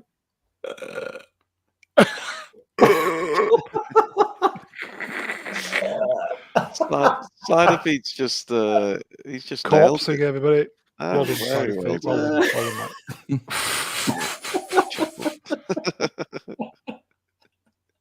Brilliant. God, that's a weird looking alien. That. Yeah. What about the green thing at the back? Yeah, no. Is that the gag, was it? It's got a kind of weird shaped head, hasn't it? And so is that fucking parrot thing. Oh dear. Oh dear. So unprofessional, folks. Corpsing live on air. So unprofessional. Oh, Swappers, you started it. Anyway, we got some powerful woman action, haven't we?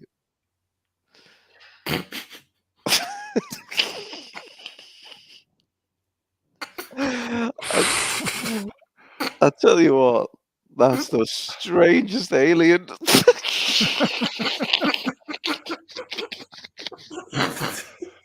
Oh, fucking hell. Oh, God, sweating. Oh, no. You're sweating? Oh, dear. Oh, dear. Oh, God. Oh, that's...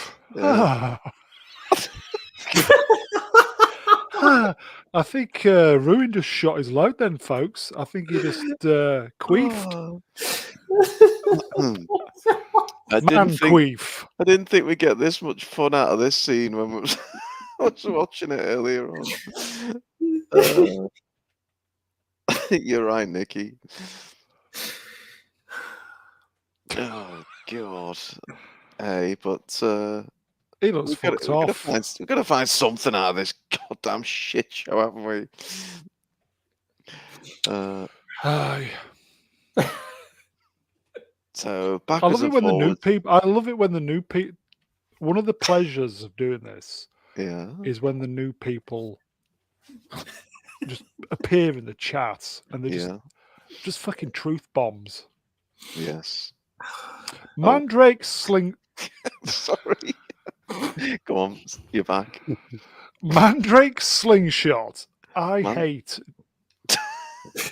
Disney Star Wars. That's it, folks. It's pithy. He's on the nose. Well done, Mandrake. Well done, Man good to see Snake. I like Jay Goodwin's. We have a kipper down.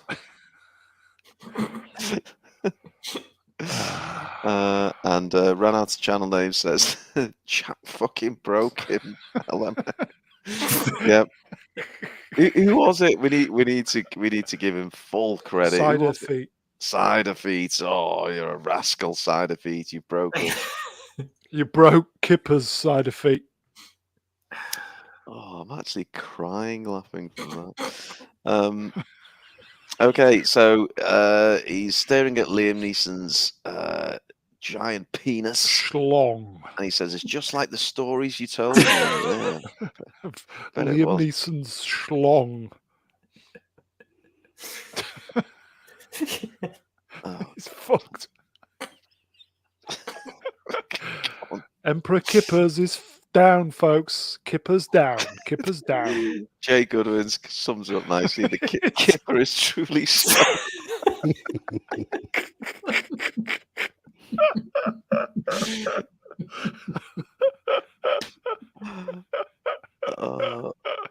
I often wonder, approaching, well, we are at 1 in the morning in the UK.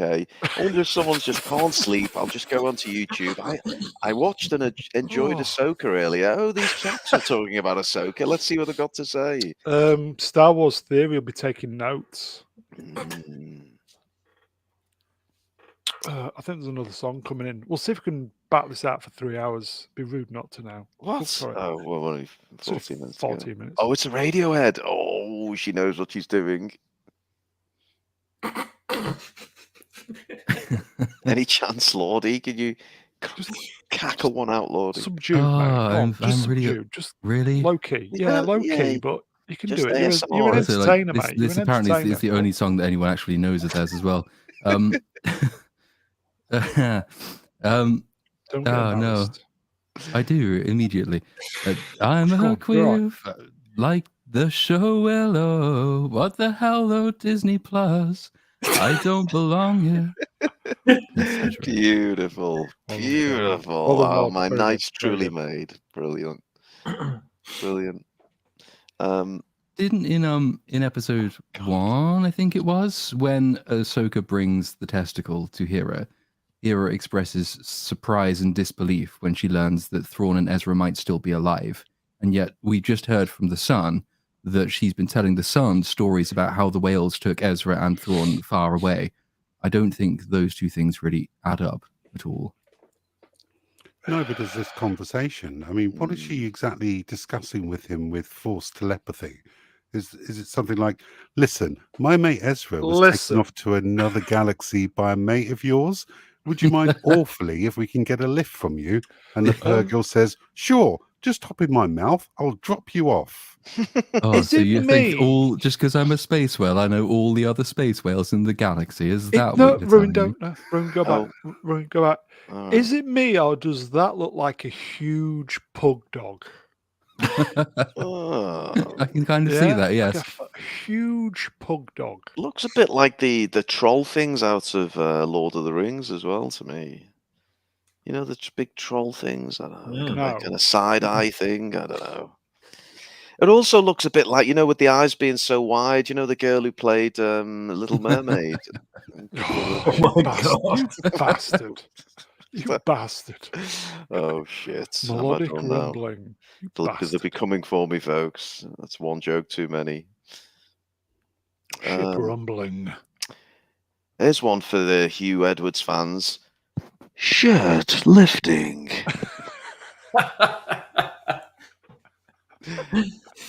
And into the mouth we go. What's the little dangly, curtainy things? Are they teeth or are they, what are they? Yeah. They are Labias. teeth. Labias. What? Obviously for filtering space krill. Yeah. Oh, I we've got wondered when it opened if that was a kind of a Dune reference, because the sandworms have the very similar type of teeth arrangement thing going on. But yeah, I think it is just filtering. Yeah, I don't know if it would be space krill or what do space whales even eat? Are there space krill? They must Yes. surely. Well, they Wonder must if they eat something. clouds like candy floss. Here you go, folks. Obi-Wan Darkside for I wanted Z to do this one, bro. Go on, Z. Please, Z. Okay, Obi Darkside for €2 says, in space, no one can hear you queef. Brilliant. Thanks, Obi. Brilliant. And there we go. We are in the mouth of the whale, in the It's Moby penis Dick, of isn't the it? It's the Moby dong of fucking the Dick. Neeson. No, it Moby is Dick. Jonah. It's Jonah and the whale. That's Yeah. terrible. Jonah gets lost at sea, swallowed up by a whale, and taken inexplicably where he needs to go. That's what we're doing. Jonah in space. Loud rumbling. Gavin has come up with the actual correct term for the what the vision that we were looking at. There we go. Not bacon barriers, then. Oh, that's fish curtains. And there we are. And again, more fantastic dialogue. He says, "So you're certain they know where Sabine was taken?" Nope. No. What? No. We've just jumped in the mouth of a random whale and hoped. Okay, that sounds like a sensible strategy with a reasonable chance of success. And obviously, yet again, this is surely meant to be a reference back to, was it Empire, where they were in the mouth of the worm thing?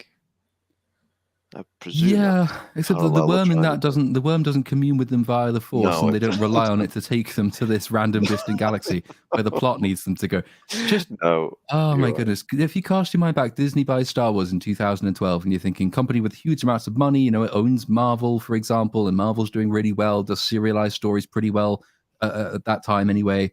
Like, Star Wars has so much potential, all the old expanded universe stuff that we could see. Like, it could be so great. We could have loads of brilliant shows with really good characters.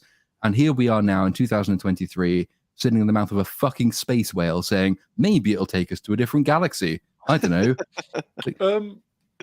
Are you annoyed? Mildly, yes. As a because you Star Wars is your bag, isn't it? Yeah, it's between Star Wars and Lord of the Rings, those two. Yeah. I've lived long enough to see both of my favorite things ruined by modern entertainment. I can tell you're annoyed now.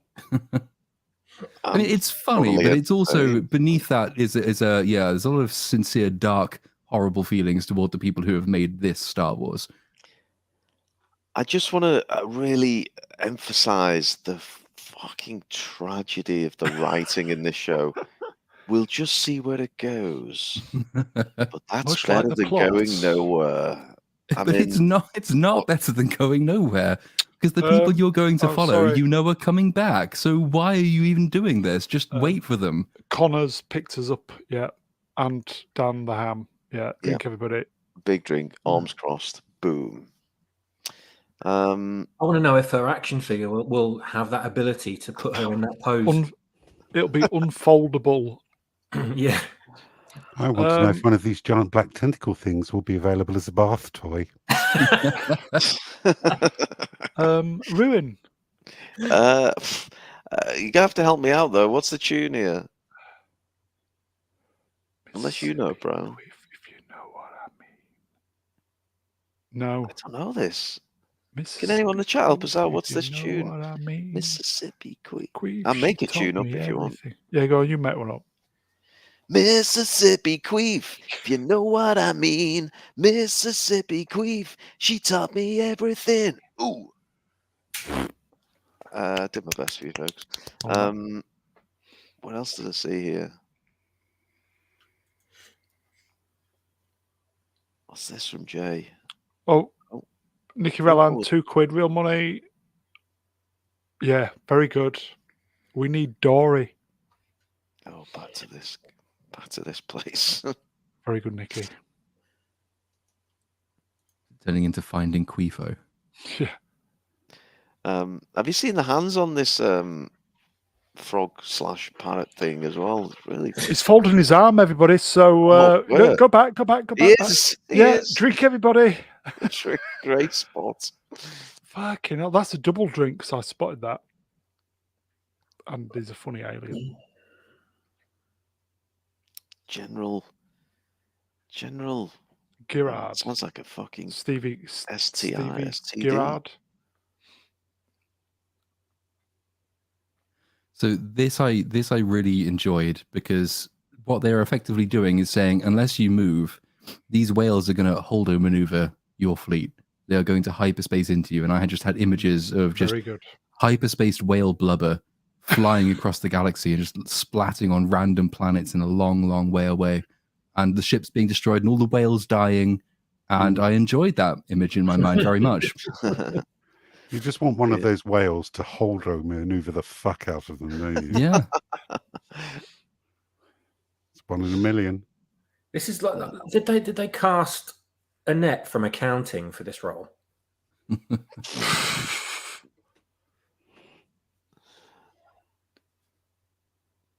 Pass.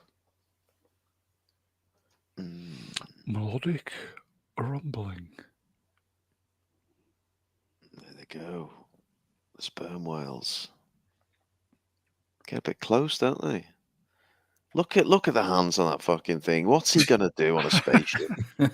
I mean, he's gonna struggle to wipe his own arse. I mean, Has he got crab pincers? Yeah, it's like he's a crab parrot. To a bar.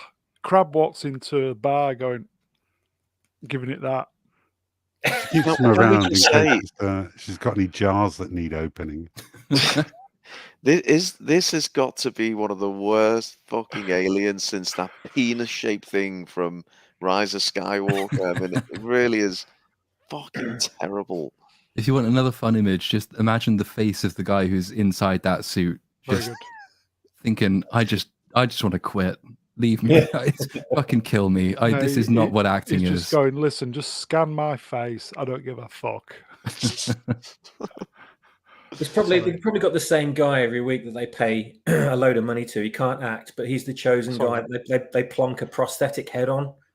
He's the only one that will do it. Oh, there he is. Look at that, everybody. Look at that. Kill me. Look at and that. He's a 1 dot. He's a 1 dot general. Yes. He's a lieutenant. 1 dot. Oh no! Drink, everybody. Look at that. How's he get a fucking shirt on over that head? How's he? How's any of it work? I don't understand. I don't think about things like I don't know. that. It's one of life's big questions, isn't it? Like, how would a dinosaur wear a tie? Our old mate Peter Pidgeot. Oh, sorry. Sorry. Go on, get a bit of MQ84 for £2. Real money. Ahsoka is using the queef melange. The queef melange is the spice melange from Dune. Oh. God, you're good, you are. Well, I'll see your MQ84 yeah, go on, with mate, you English Peter, pounds, and I'll raise you a Peter Pidrak. Hello, Peter. With $4.99. I came in at the very end. I should have figured you guys would go over the 3 hours. Well, we are very close to it. Possible, yeah. I know. What can we do? To be fair, about an hour of it has been laughing at this fucker on the screen here. Yeah, exactly. Another hour's been making queef jokes. I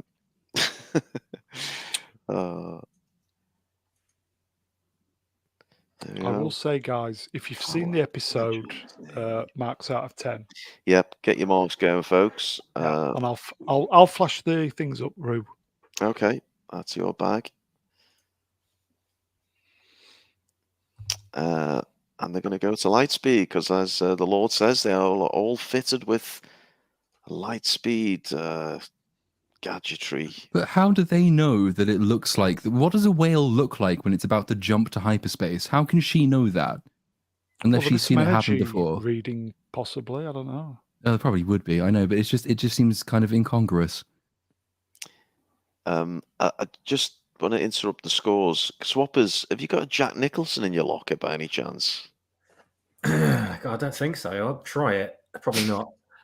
Melodic Method in the chat says, you can't handle the queef. Very good. Brilliant. He's always game, aren't you, Swappers? A new It's face as brilliant. well. Brilliant. Yeah. There's Ahsoka smiling, everyone. She sat on something there. I don't know. Well, she's Ahsoka the White now, which means she's happy. Okay.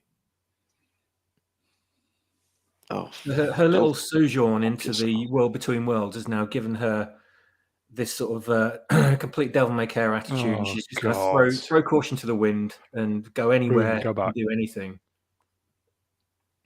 Rune, just go back one. Go back. Where do you want? Here? No, go back. No, go back. Fuck off. No. Where it says, may the force be with you. Oh. I remember. No, yeah, it's just slotted. They'll all be in now, clapping isn't it? like fucking It's lazy, seals. isn't it? It's fucking stupid. Moving on. There we go. We see the light. And poof, they're gone.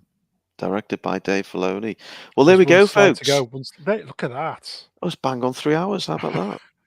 On 3 hours. Well, let's wrap this shindig up. So, what are the scores coming in, Brian? I'm seeing lots of low scores. Are we going to Yeah, they're all low scores. Yeah. Well, why don't Low. why don't you go first, Brown? What did you think of this one? I'll just say Nikki Relham for £2. Cheers, Nikki. Skid marks out of 10. For €5, Gallifreyan Avenger. Ooh. Amy Schumer was very kind to allow her offspring to feature in this show. Yowza. So marks out of 10. Yeah, marks out of 10. And a thought about the episode. If you would, please. Yeah. I just thought it was very silly. I'm just thinking, what the fuck is this? It's not Star Wars, is it? Space Whales. Sort of bollocks. There was a couple of nice moments in it, with the clone trooper where she touched his hand and all that stuff. A couple of nice little moments. Look good. All the usual dialogue, dog shit. Just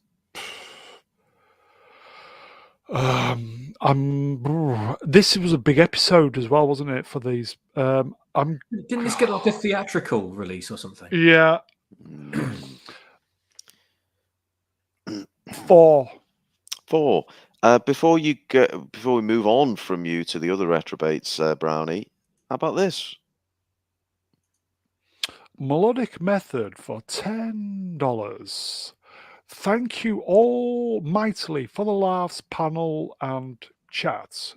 You are very, very welcome. Oh, yeah. And thank you, Melodic Method. Very generous. Thank Flopmeister, $5. Great job, gents. Black Lives or Black Votes for $2. This ain't Star Wars. This is Porn Star Whores. It is. In fact, it's not that good, to be fair. Z. Sorry, Rue. That's all right. Maxoka Vroom Frontal for $5 in the chat. Can Z say? Oh. Spasmo.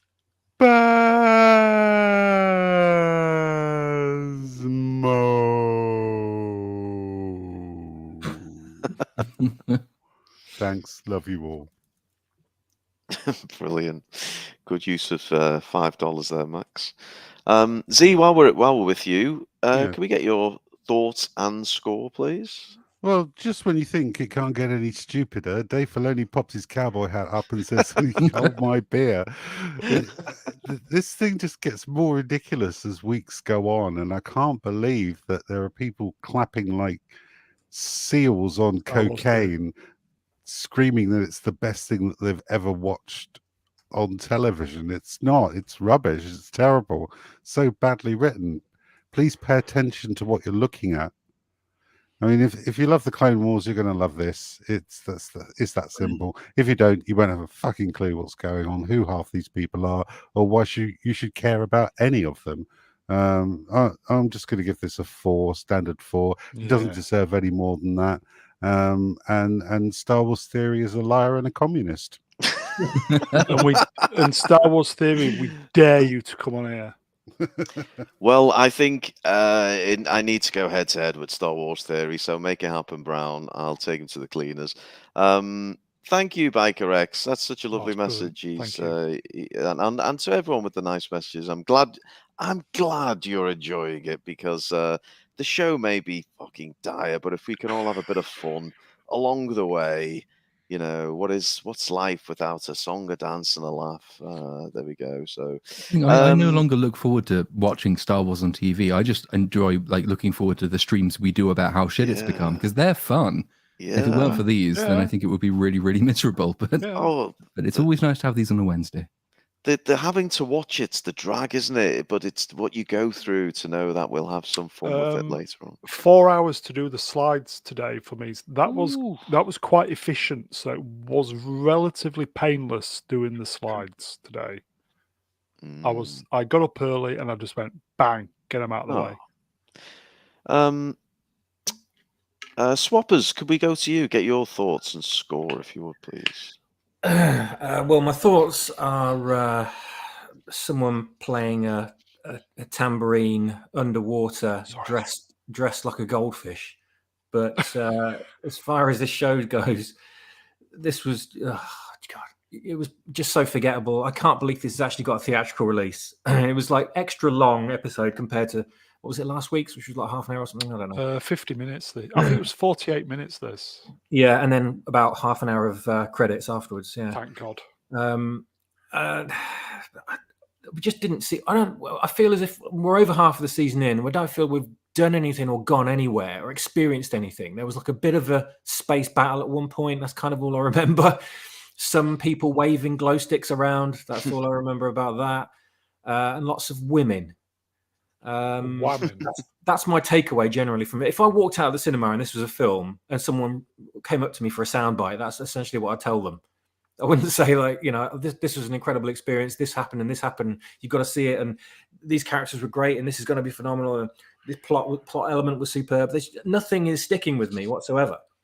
And I don't think I haven't got any confidence going forwards at all. I mean, for the first couple of episodes, I thought, oh, maybe we've got loads of episodes to go. Yeah, there's plenty that could happen. Maybe they could turn it around. No, it stayed on exactly the same level throughout this entire episode. And this fucking character here is probably the best thing I have seen since episode 1, because that is the most enjoyment I have had out of this entire season. And I've got to go and have a shower because my t-shirt's so fucking wet from laughing so much. because a frog fucked a parrot, basically. So that's 3 out of 10, and all those 3 are for frogs fucking parrots. Thank you. Oh, that's brilliant. It does feel Anonymous Bastard almost summed this up. He said, it's like they're making it shit on purpose so that we can have these streams. It does feel like that sometimes. I can barely wait for next week. Thank you, Swappers. I'll just give my very short summary. Did you? I'm going to hand to the Lord to take it home. Oh, okay. Did you do Z? You did, didn't you? Yeah, we did Z. Yeah, keep okay. up, Brownie. Sorry, mate, I'm interrupted. Sorry, mate. That's all right. We'll forgive you. So, yeah, in short, you know what? I think I've given previous ones a 1 and a 2. I'm going to give this slightly more because it entertained me, not in the ways it set out to, but it did entertain me. At the end of the day, though, it's seriously bollocks. What's even more entertaining is watching people fucking cream their pants over this shit on Twitter. That's not entertained me as much since they did it over The Last Jedi, actually. I'm borderline this so close to making a Dave Filoni parody account on Twitter. That's how fucking terrible this shit is. But yeah, just because it did make me laugh and chuckle, and there's so much fucking ludicrous things in it, I'll give it a generous 3, and that is generous. Lordy, please take this home if you would, sir. Yeah, so I remember when we started the first 2 episodes, I said I would give them a 3 because I was expecting I'd need numbers 1 and 2 when it got worse. Yeah. I didn't Shit. expect there to be Shit. potentially maybe 4 or 5 marks worse, which is why I began with 3. And I really regret now that I didn't start with 5, so I'd have somewhere lower to go. Last week's was a 2. This is a 2, I think, just for different reasons. The fact that almost nothing about this makes sense, and the only bit that does make sense just basically makes the entirety of the previous 4 episodes entirely redundant, which is, well, we didn't really need the map, and we didn't really need this, that, or the other. We just have to go to the whales, and everything is solved. Yeah, it's nonsense piled on nonsense piled on nonsense piled on stilts piled on turtles all the way down. So 2, I will give this one, and I have a feeling I'm going to be stuck on 2 for the remainder of the show. This should have been the end of episode 3, but the episodes were about maybe 50 minutes each instead of 5 episodes in. Oh, I see. Right. Just trim all the fat and all the bollocks so it's nice and compact. This would have been episode 3 of a relatively okay sized episode. But instead we've got an extra 2 episodes of shite. Queefage. Yep. Well, Brownie, we got through it, didn't we? We always get through it together, and that's really all that matters. You know, we convene, we have some fun, we cause some offence occasionally, but yes, we come out the other side and we're all in one piece. So until next week, I just need to thank my fellow retrobates, the Lord. Should we thank the you. chat first? No, we thank the chat last, and we Well, give them. What? Oh, okay. Sorry, I'm interrupting. Sorry. Oh, you're just taking over right at the death, Brownie, for God's sake. No, I'm gonna name check every 169 people in the chat, Browns as well. Thank you, Lordy. Awesome, Thank sir. you, as ever. Always a good time. Thank you to Emperor Kippers. Thank you, sir. Thank you very much for being invited on and enjoying this travesty of a show. I've laughed so much that I now need therapy. And I'm looking forward to all the avatars next week of various aliens that look like Unbelievable.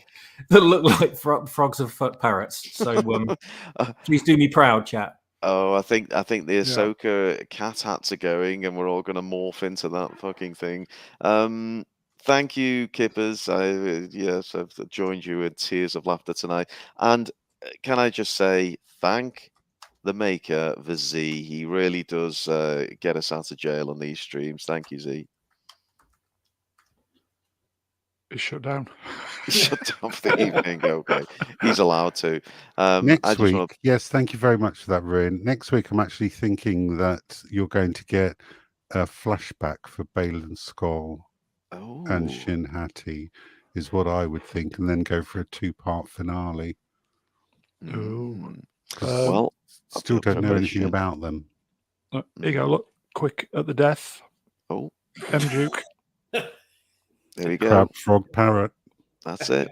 It's the ultimate combo. Thank you, man. I mean, I thought I was winning with my Yorkshire Terrier Chihuahua mix, but no, it's, there's a better combination. I just want to give a quick blast of Queef together right now over me. There you go, folks. A little bit of Beatles to finish it off.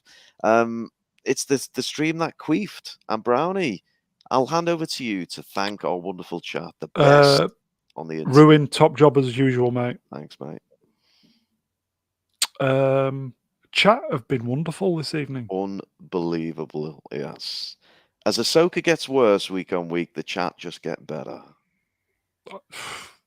The chats have just been wonderful. Oh, yeah. That's it.